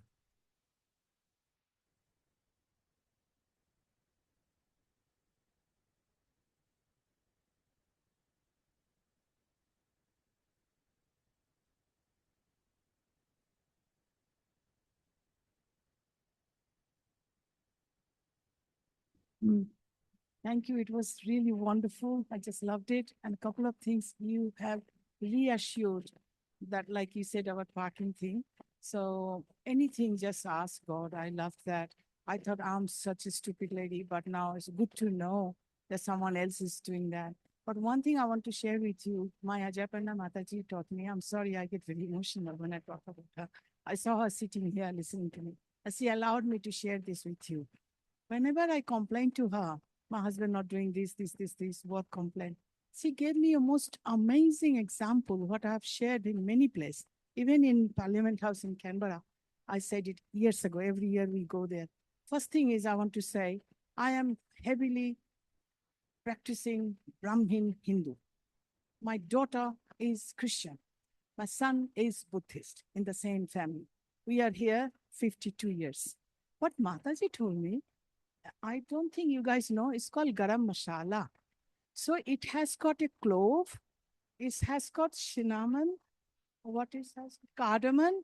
They all look different. They all smell different. But 5 of them, what is the 2 others? Can you help me? Cinnamon, cardamom, clove, what else? Black pepper, something else, come on. 5.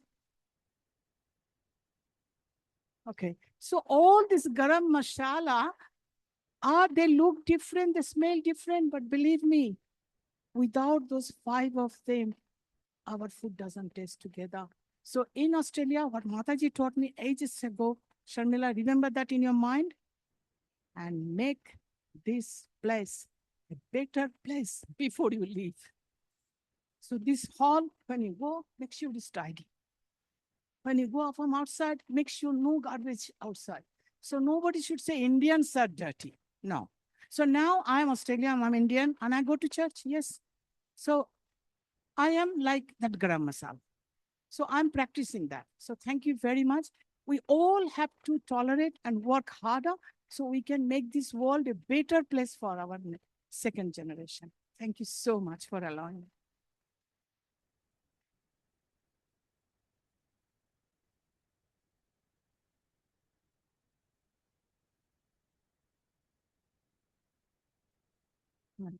Yes, we've heard from all of you the good parts of faith and what you can aspire to, but around the world, as we know, there are many people who also proclaim to be people of faith, who I would call perhaps extremists. And I think every one of your faiths includes people of that persuasion and other faiths who are not represented. And they are carrying out the most heinous acts of violence. And that includes Buddhists in Myanmar, where they've been attacking Rohingya. So I'm just wondering what your solution, or maybe not solution, but what your take on that is, and how to deal with people who have the certainty of that they are following their faith in the proper way, but actually causing mayhem around the world.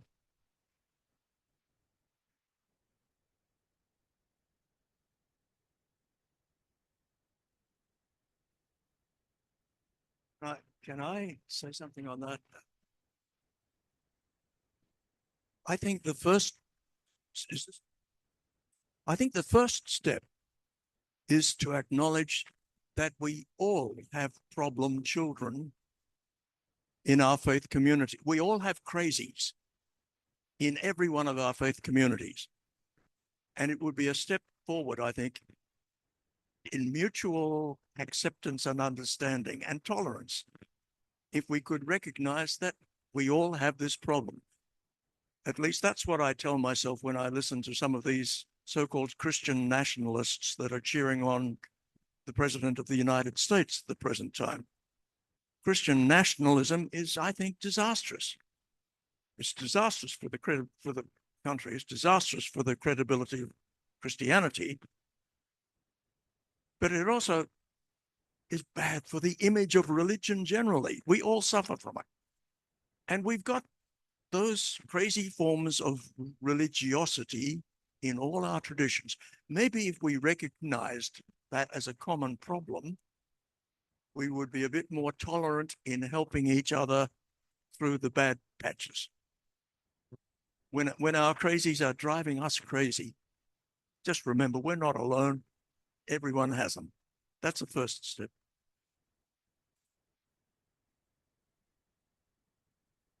I think to go one step further with that, as well as to acknowledge the capacity for that within ourselves always as well.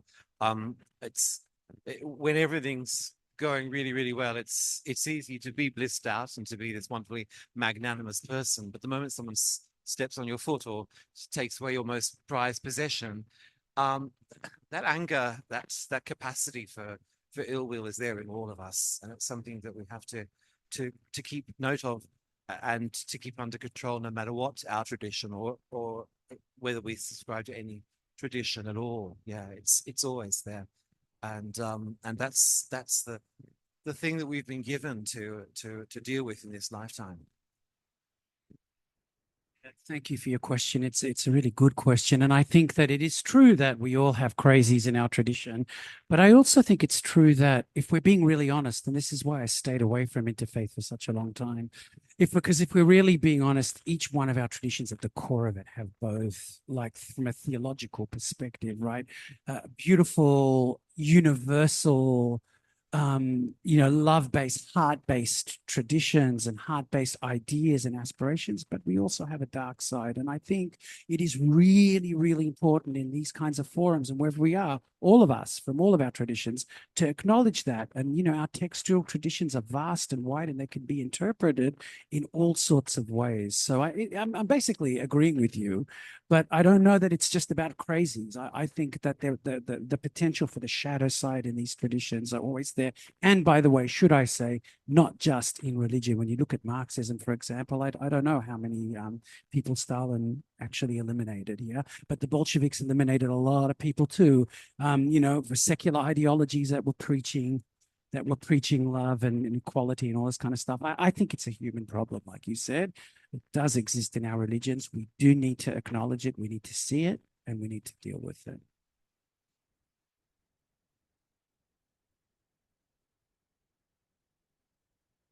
One of the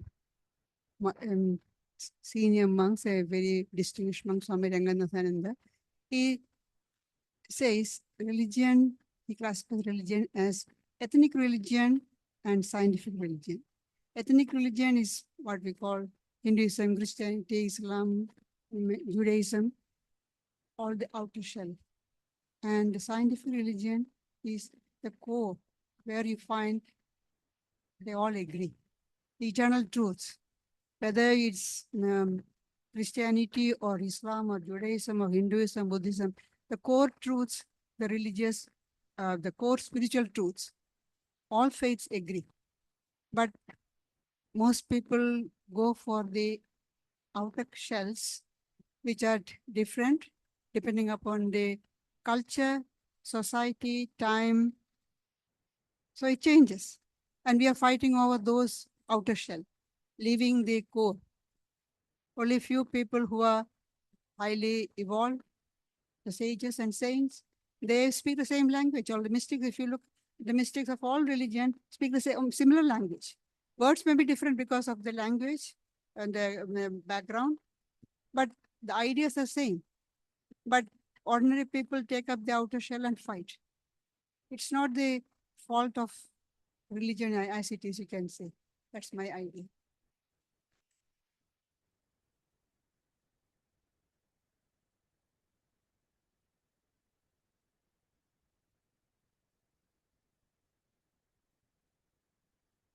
Thank you for the opportunity of giving ordinary people a chance of saying something about these very important issues. I have 3 grandchildren, my wife and I, and we also have a house. We bought our house for roughly 5 times the average salary in Australia. This was 46 years ago. and now it's worth about 22 times the average salary. And I think part of this idea of love, to treat other people as ourselves, I want to treat the up and coming generations with the same benefits that we had and could buy a house.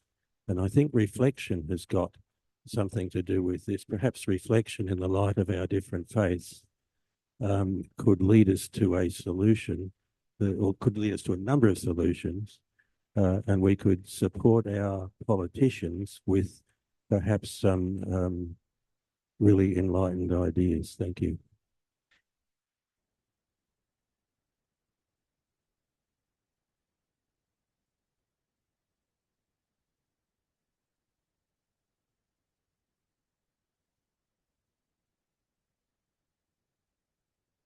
But doesn't matter.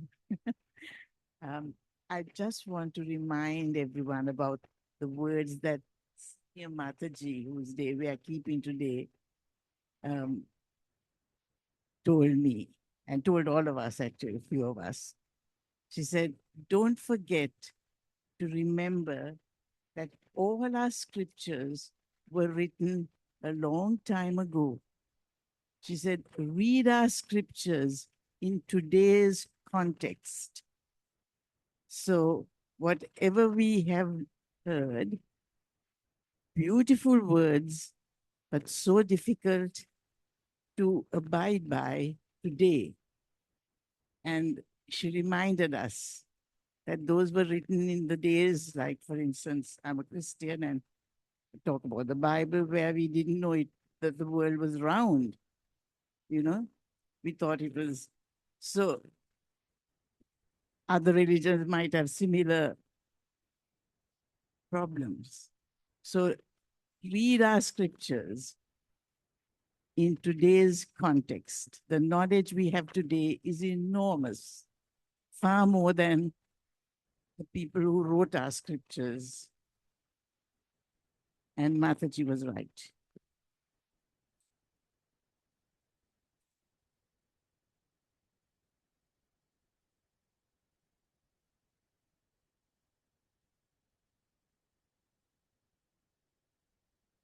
Thank you all.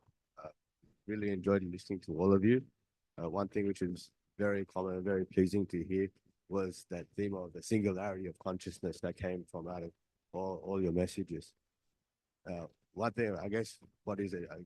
You all well know, from much better known than probably everyone else here, the challenge with regards to society is to move forward. Everyone has to move spiritually forward, but to move spiritually forward, each individual has to be inquisitive about it in the first place. My questions to yourselves is, in the midst of what's been happening in the last few years, have you seen an increased or heard stories of people having an increased interest in religion?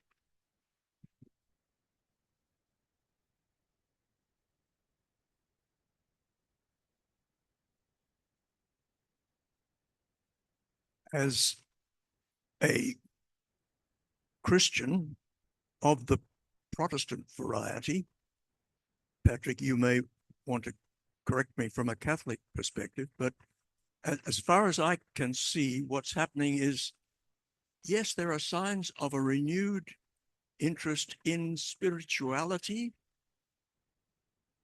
but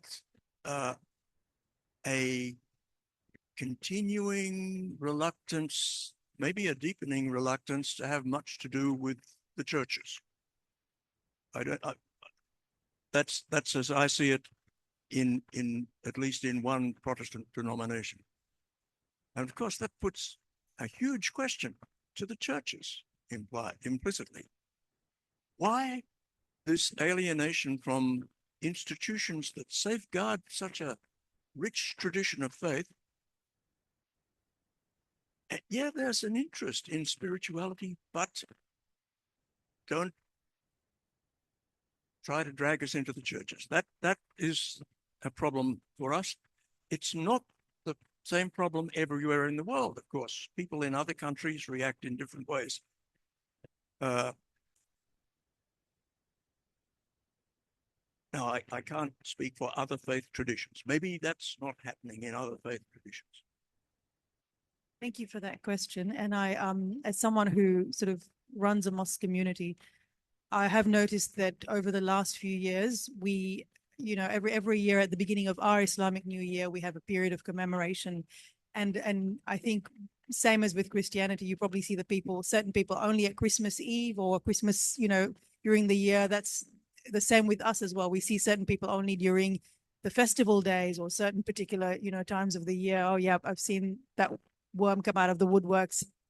But I think that one of the things we at Imam Hassan Center have tried to do is to engage our Muslim community by using a common language. So what we've noticed that we do a lot of our lectures and programs in English so that we can connect with younger audiences, because I think that that's what I grew up in a community where we spoke, Islam was sort of understood in different languages of our ethnic backgrounds. But in Australia, what I've noticed with my own children is that they don't speak those languages anymore. They speak English and they understand religion in English. So we have tried to reach out to people in that way. And I think that's why we do get a lot of younger people coming, and people who are, parents with children who only speak English, because that seems to work for families. So that's been a big plus for us. And we do notice that the more people migrating into our region, we're in the Hills District, and every year I see people that I've never seen before. So from what I see, there is a large increase in people coming to the mosque. Whether that's only at specific times of the year, like I said, it doesn't matter, because there is that connection, that thread of connection is there. So I have seen that, and I think people do turn to religion and faith as a refuge. I can only really speak for my community, the Emmanuel community where I work, and I would say that there definitely in the last few years has been an uptake of people coming and participating in different prayer groups and religious experiences at our synagogue, which has been wonderful. It's been really powerful to be able to be in community that way. But I will also say that there's been an increasing amount of polarization across the community as well, which is something that is a little heartbreaking, but we have to deal with it. And so both those things are happening at the same time in our communities.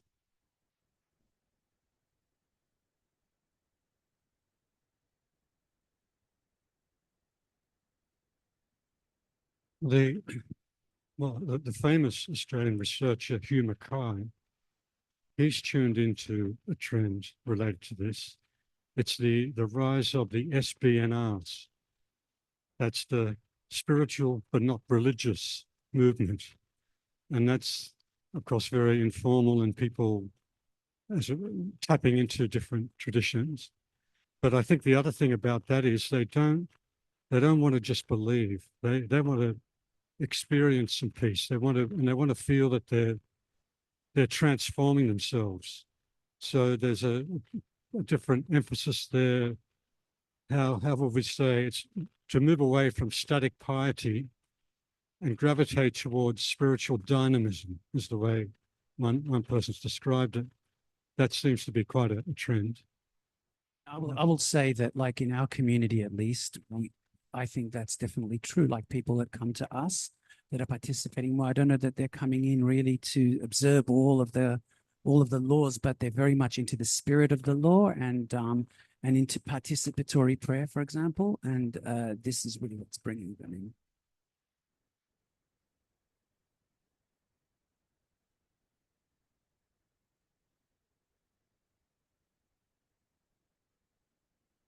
Yes, thank you very much for this afternoon. It's been very inspiring. I just wondered what your experience was with reconciliation, because I feel it's very important with our First Nation people and with different cultures. So I wondered what your experience was. Thank you.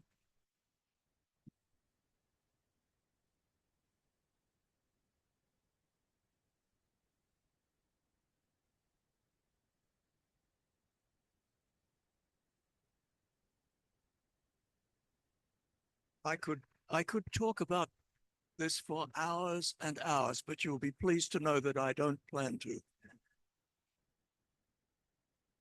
But I'm glad the question has been asked, because I think, if we could go around this hall, people have so many encouraging stories to tell of walls being broken down, bridges being built, new insights being gleaned because people who would normally not have met have become friends and learned to trust each other. And we've all got these stories, but we don't talk about them enough, I think. We talk about the problem, and I'm one of the worst offenders. We talk about the problems. Oh, it's so difficult. There's so many conflicts. There's so much misunderstanding. And all of that, no doubt, is true. But I wish we could accentuate the positive a bit more and tell the good stories, not just the bad ones.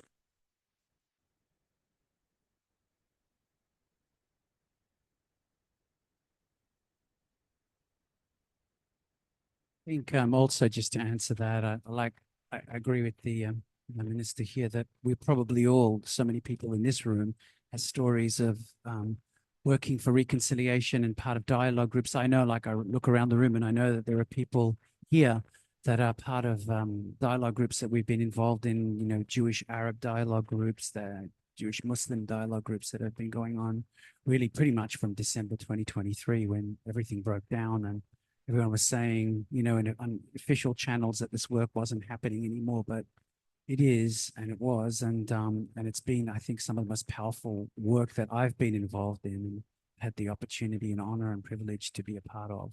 And it's hard work. It's very hard work to be able to listen across difference, to be able to sit with discomfort, but it's the most rewarding work you can be doing at this time.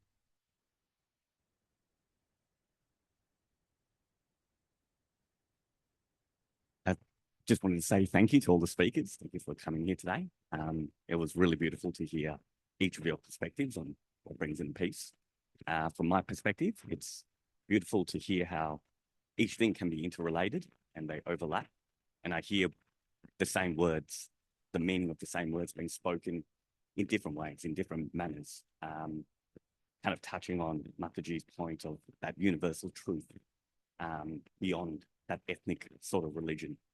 I did want to touch on that question earlier from the lady who talked about the not so good, and we touched on it earlier. That's that beautiful, honest truth. That's essentially fundamental.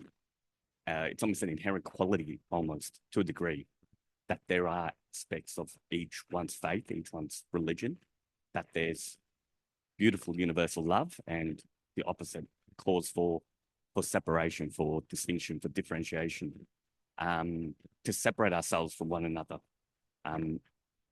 To add to that, we see it in the scriptures. We understand it when we recollect the histories of each one's faith, that in order to bring a community together, we have to understand why we don't do a certain thing, what is not good about this. And subsequently, for some people can, as the saying goes, a seed on fertile soil is beautiful and grows to something beautiful, but that same seed, when thrown on a hard substance, cannot grow. It can be taken, it can be manipulated, it can be used for an agenda which is not in the purity of it. So my question is, it's great that we've acknowledged it, but what can be done? What is being done in each of the communities to move on from the aspects of our faith, our practices, our spiritualities that say this is not good, that's not good, and therefore creating distinction between each other, separation? What is being done now and what should be done in the future? I like that idea of universal faith. I want to add another question. Do we need to leave that ethnic religion behind? Do we need to leave that aspect of where we came from to a degree? Maybe we need to continue it as well as reform and progress. Maybe they both have to live in unity, but is it time for some to stay and to linger with that faith tradition of what we are, whether that's Christianity, Judaism, Hinduism, Buddhism, whatever it is, Marxism, nationalism, whatever it is, but also come together in a unifying voice which distinguishes all of that and progress and pursue that as our aim. I would love to hear from anyone who has comments or thoughts. The ethnic part of religion, we cannot throw it away because that is necessary for certain people. We are all on a journey. Those who are just starting the journey, they need that. That's the support they need. Like kindergarten, you cannot teach high science or literature to a child in the kindergarten. Those who are in the beginning, taking baby steps on the path of religion, they need all those things. That's a support for them. But once it's the only thing we have to remember is don't get stuck there. It is those people who get stuck there, they turn into the fanatics. They think that's the only correct thing. They don't go look forward further, and they get stuck and they become fanatics. Otherwise, if you start with where we are on different stages. Wherever we are, from there you have to go forward. And all these great sages who initiated these different religions, they cared for everybody, not just those who are highly advanced. They cared for those people who are right in the beginning. As one of the parables that Sri Ramakrishna gives, when because he was from Bengal, he gives the example of fish. Fish is brought to the house, and the mother cooks different dishes to suit the digestive power of different children. She doesn't cook the same thing for all children. The same way, these great sages have given different practices for people in different stage on the same religion. But beginners do some crude things which advanced people think it's crude. But for them, that's all they can do. They can understand. So we cannot throw it away, the ethnic religion. It's needed.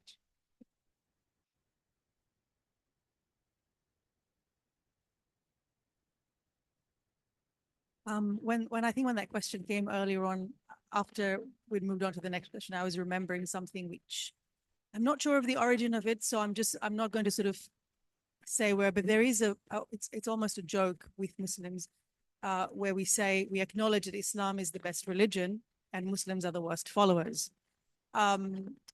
So I think, that what it really means is that if we only followed what we were asked to, if we only did what we were, told to do, I think we would be okay. But because we don't, we often take what we like from our faiths, what suits us and what works for us, and we leave the things that are in the too hard basket aside. And I think the other thing that was mentioned also was about that in each of our faiths there's light and dark, and often things are taken out of context. So when there is fanaticism, what's happened is that verses have been taken, or from the Quran, for example, from holy books or traditions have been taken out of context, and someone runs along with those things. So one of the reasons why we centered our mosque around our Saturday school was so that we could educate our children in understanding the verses in the context that they came from, and and also hoping that they will be good believers, nurturing them in that path, so that the next generation of Muslims that are part of our community understand the basics of faith. So that's what we're trying to do in a lot of ways. And one of the things that we do try to do when there are world events, or when there are events in Australia that disrupt the peace, we do try and have forums where we have experts or a panel to come and talk to the youth and their parents, try to understand how we can realign ourselves and understand what the next steps are. Yeah. Yeah, I just wanted to say that Buddhism recognizes this, that we all respond to so many different things. Some people respond visually and orally, and these can be people who are incredibly close. And I think the trick is to allow other people the space to be in the place where they're most comfortable, without criticizing, without telling them they should be more like us or like the things that we like most. I always tell people this story that in one of my jobs once, the worst conflict I ever saw in a workplace was actually two men started punching each other, fisticuffs, and they were both in complete agreement. They're actually agreeing with each other, and they agreed so violently it turned into a violent fight. You know, people can be so stuck in ways of behavior that they forget that actually there's a huge ground of agreement and love that they're just missing. And that's what I think we need to remind ourselves of so often, that just my life of a particular color sits perfectly along someone else's life of a very different shade. I think that's so true.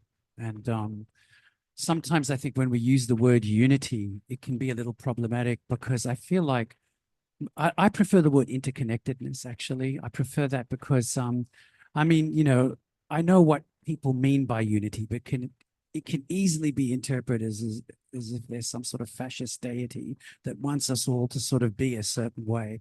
I actually think that, like, if we can all just agree that our deep intrinsic interconnectedness should, you know, is something, if that's something we can all agree on and really, you know, use it in our tradition, we call it a Shiviti, as a sort of kind of divine guide, you know, then whatever ethnicities we have, and ethnicity also is fluid, it's always changing, but like whatever sort of ethnic ties we have to our religion, or whatever sort of like shadow side we have to deal with in our traditions, and we do, you know, if we put the interconnectedness of all life in front of us, that should, especially for this time that we're living in today, it's so crucial. If we can do that, I think it will be a huge evolutionary gain for all of us.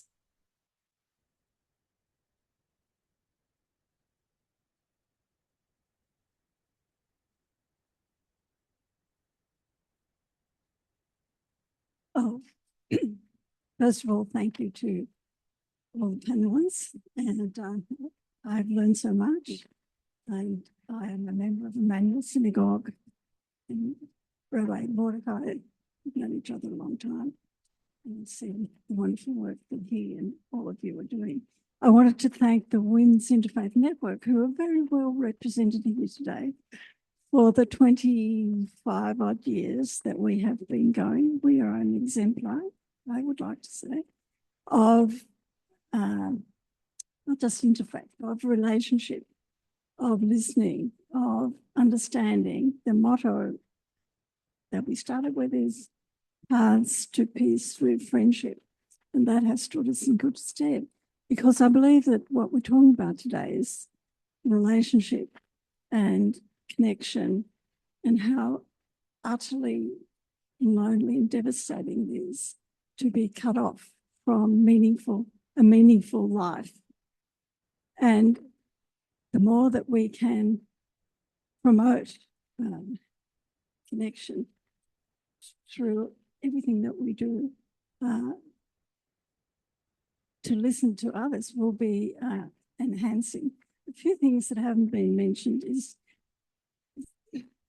with all the struggles that we have, and I have spent this morning, to be honest, I spent this morning writing my submission to the Royal Commission on Anti-Semitism. So it's no joke what we're living through in these times. However, I am heartened by everyone in the room today who's biting the bullet on the very hard questions. I'm reminded of saying her name of Rabbi Hillel, who said, if I am not for myself, who is going to be for me? We have to take care of ourselves. We have to, be aware, self-aware, and we have to prioritize that. However, the second line of the 3 lines is, if I'm only for myself, what am I? And everyone here is very well understanding what it means to be for others and how to live that. The last line is especially useful. It says, if not now, when? And here we are. Thank you.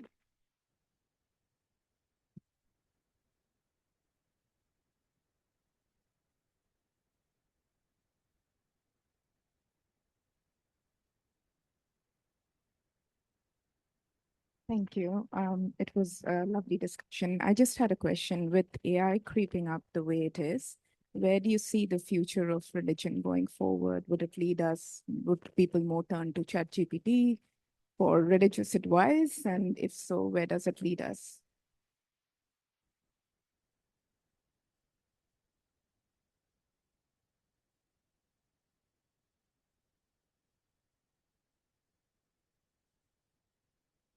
I conducted a little experiment. Someone here had asked me to talk at the Interfaith Network. And I have a background in AI and computer science. So I said, okay, so let us see what are the common things that come up in all these religions. So I put in the name of all the religions and I asked ChatGPT, tell me all the things that are common in all these religions. And interestingly, it gave me a whole bunch of things. They were just different words, but it was the same thing. Love, acceptance, listening for each of us is a path that we have chosen, but it is with love. It was so profound. So actually, it depends on the question we ask. If we are going to say, tell me all the differences, tell me what is going to create the conflict, tell me what are all the, fanatic views, then the answer will be what is coming out of our mind. So I think, again, it goes back to all what you people have all discussed. It is with us. ChatGPT will respond to the way we think. So AI is not going to do anything different from how you think and what you think. Thank you.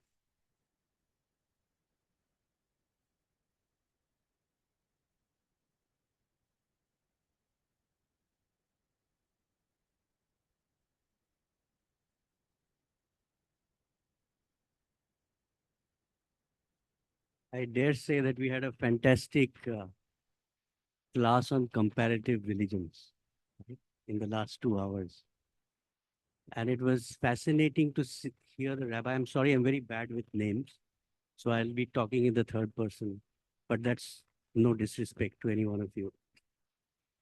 When you were describing, the concepts of the real soul, etc., it comes so close to the Hindu philosophy of the Atman, the Paramatman, and the Brahman. In fact, it's almost a photocopy, if I dare say, almost a photocopy of what you were mentioning. Of course, Buddha himself was born a Hindu, read the Vedas, didn't like what his teachers were telling him. So he had to find his own way. And then he became Buddha for the rest of us. Also, the honorable lady here, the quotes from Islam, which was talking about inclusion, right? And then the nationalism piece. I think not just Christian nationalism, any kind of nationalism, I think, is a problem. It could be Hindu or Zoroastrian or anything. If you become too nationalistic, it's an issue. My thought process here is, and I would like your views on this, is I think we need good teachers. If you have a bad math teacher, you will not learn math that well. And I would also like to take the example of English, because everybody wants science and maths. But if you don't have a good English teacher, you will not learn your narratives well. Now, in the secular sciences, and I use that word, with a bit of a, nobody should take it to heart, but you have a Harvard University, you have an MIT, you have standards. So you know that if your son is going to Harvard, there is a certain level of education, certain level of scholarship that the person will get. I think we need to think about, and I want your views on this. We need to find that, because there's a lot of people out there, right? You could just read a text and give your own interpretation. And as somebody was talking about chat, GPT and AI, the fact is that the AI understands what you want to hear. And then it starts feeding you what you like to hear, not necessarily what the truth is over a period of time, right? So what are your views on this? I think we need the right teachers. I'm glad that I'm associated with the Ramakrishna Sarada tradition, because for me, that defines a certain standard or certification on spirituality. So how do we kind of bring that up and make sure that, we have the right teachers who are interpreting the texts in the right way?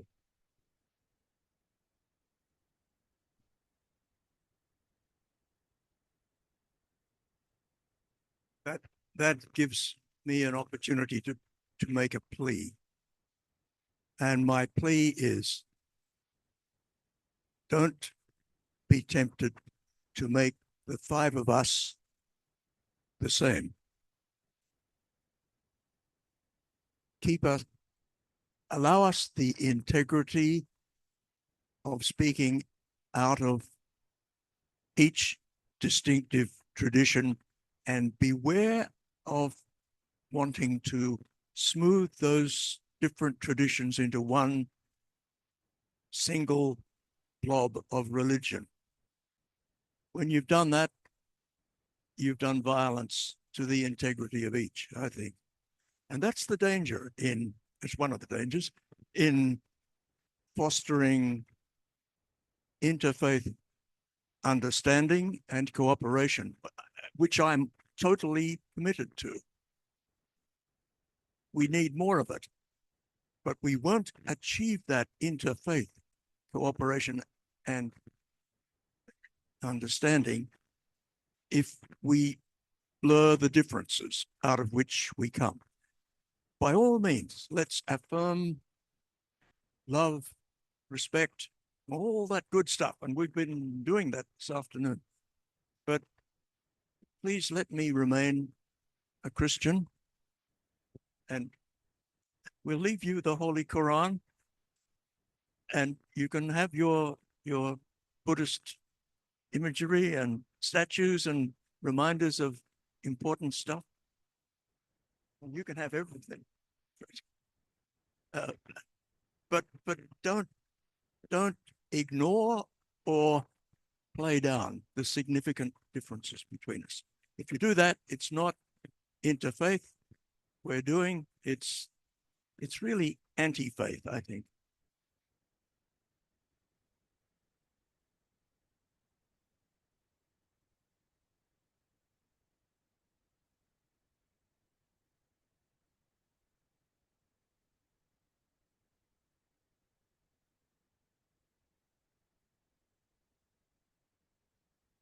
Thank you to all the people who asked questions, and thank you, Dr. Tucker, for leading us through it. And thank you to all our speakers for such a thoughtful and enriching dialogue. The perspectives shared today have woven together a tapestry of wisdom for all of us to take back. Now, before we conclude this afternoon's program, we would like to offer a small token of our gratitude to our speakers. May I ask Pravrajika Gayatriprana ji to please come forward for the presentation of gift books to our speakers as a gesture of appreciation for the wisdom and inspiration that they have shared with us today.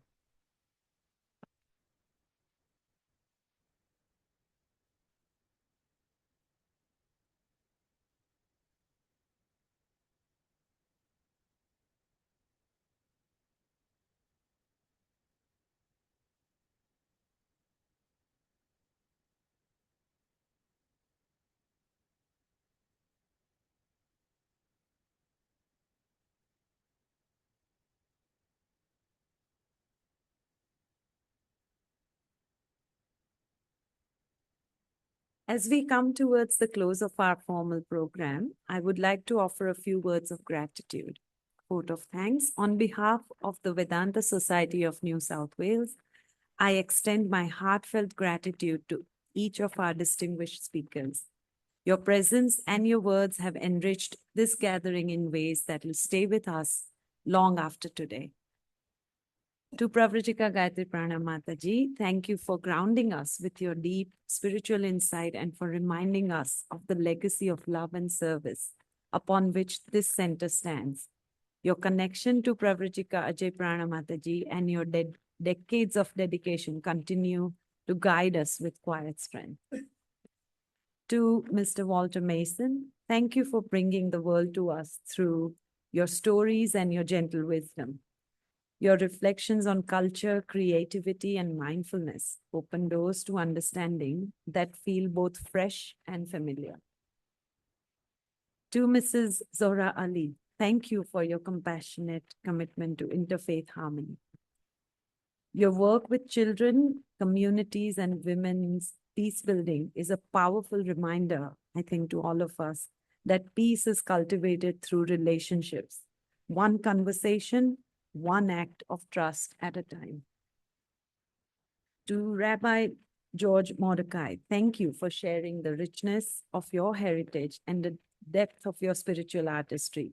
Your words carry both history and heart, and they remind us of the sacred music that lives within every tradition. And to Reverend David Gill, thank you for your profound reflections and for a lifetime devoted to unity across faiths and culture. Your global experience and your pastoral heart offer us a vision of peace that is both expansive and deeply human. Thank you. And thank you to all our speakers who asked questions and to Dr. Thakkar for leading us through the questionnaire session.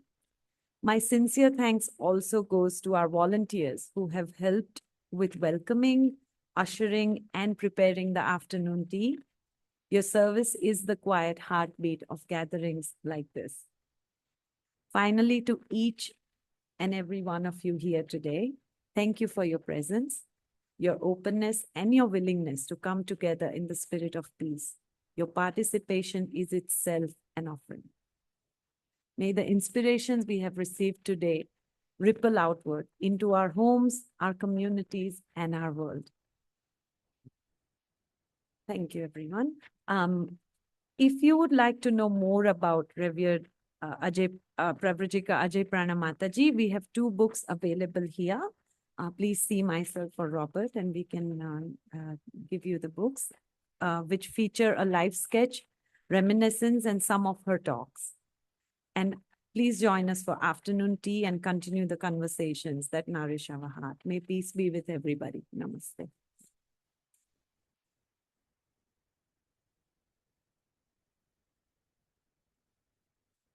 Just a few quick announcements about our regular activities. We've got the Friday night discussions. We've got Vedanta Book Club meeting next Sunday. And we've got a meditation day on the 31st, the last Sunday of the month. That's up on the calendar there. And I'd also like to extend my thanks to the technology gods that all the audio visual behaved today. So thanks, everyone.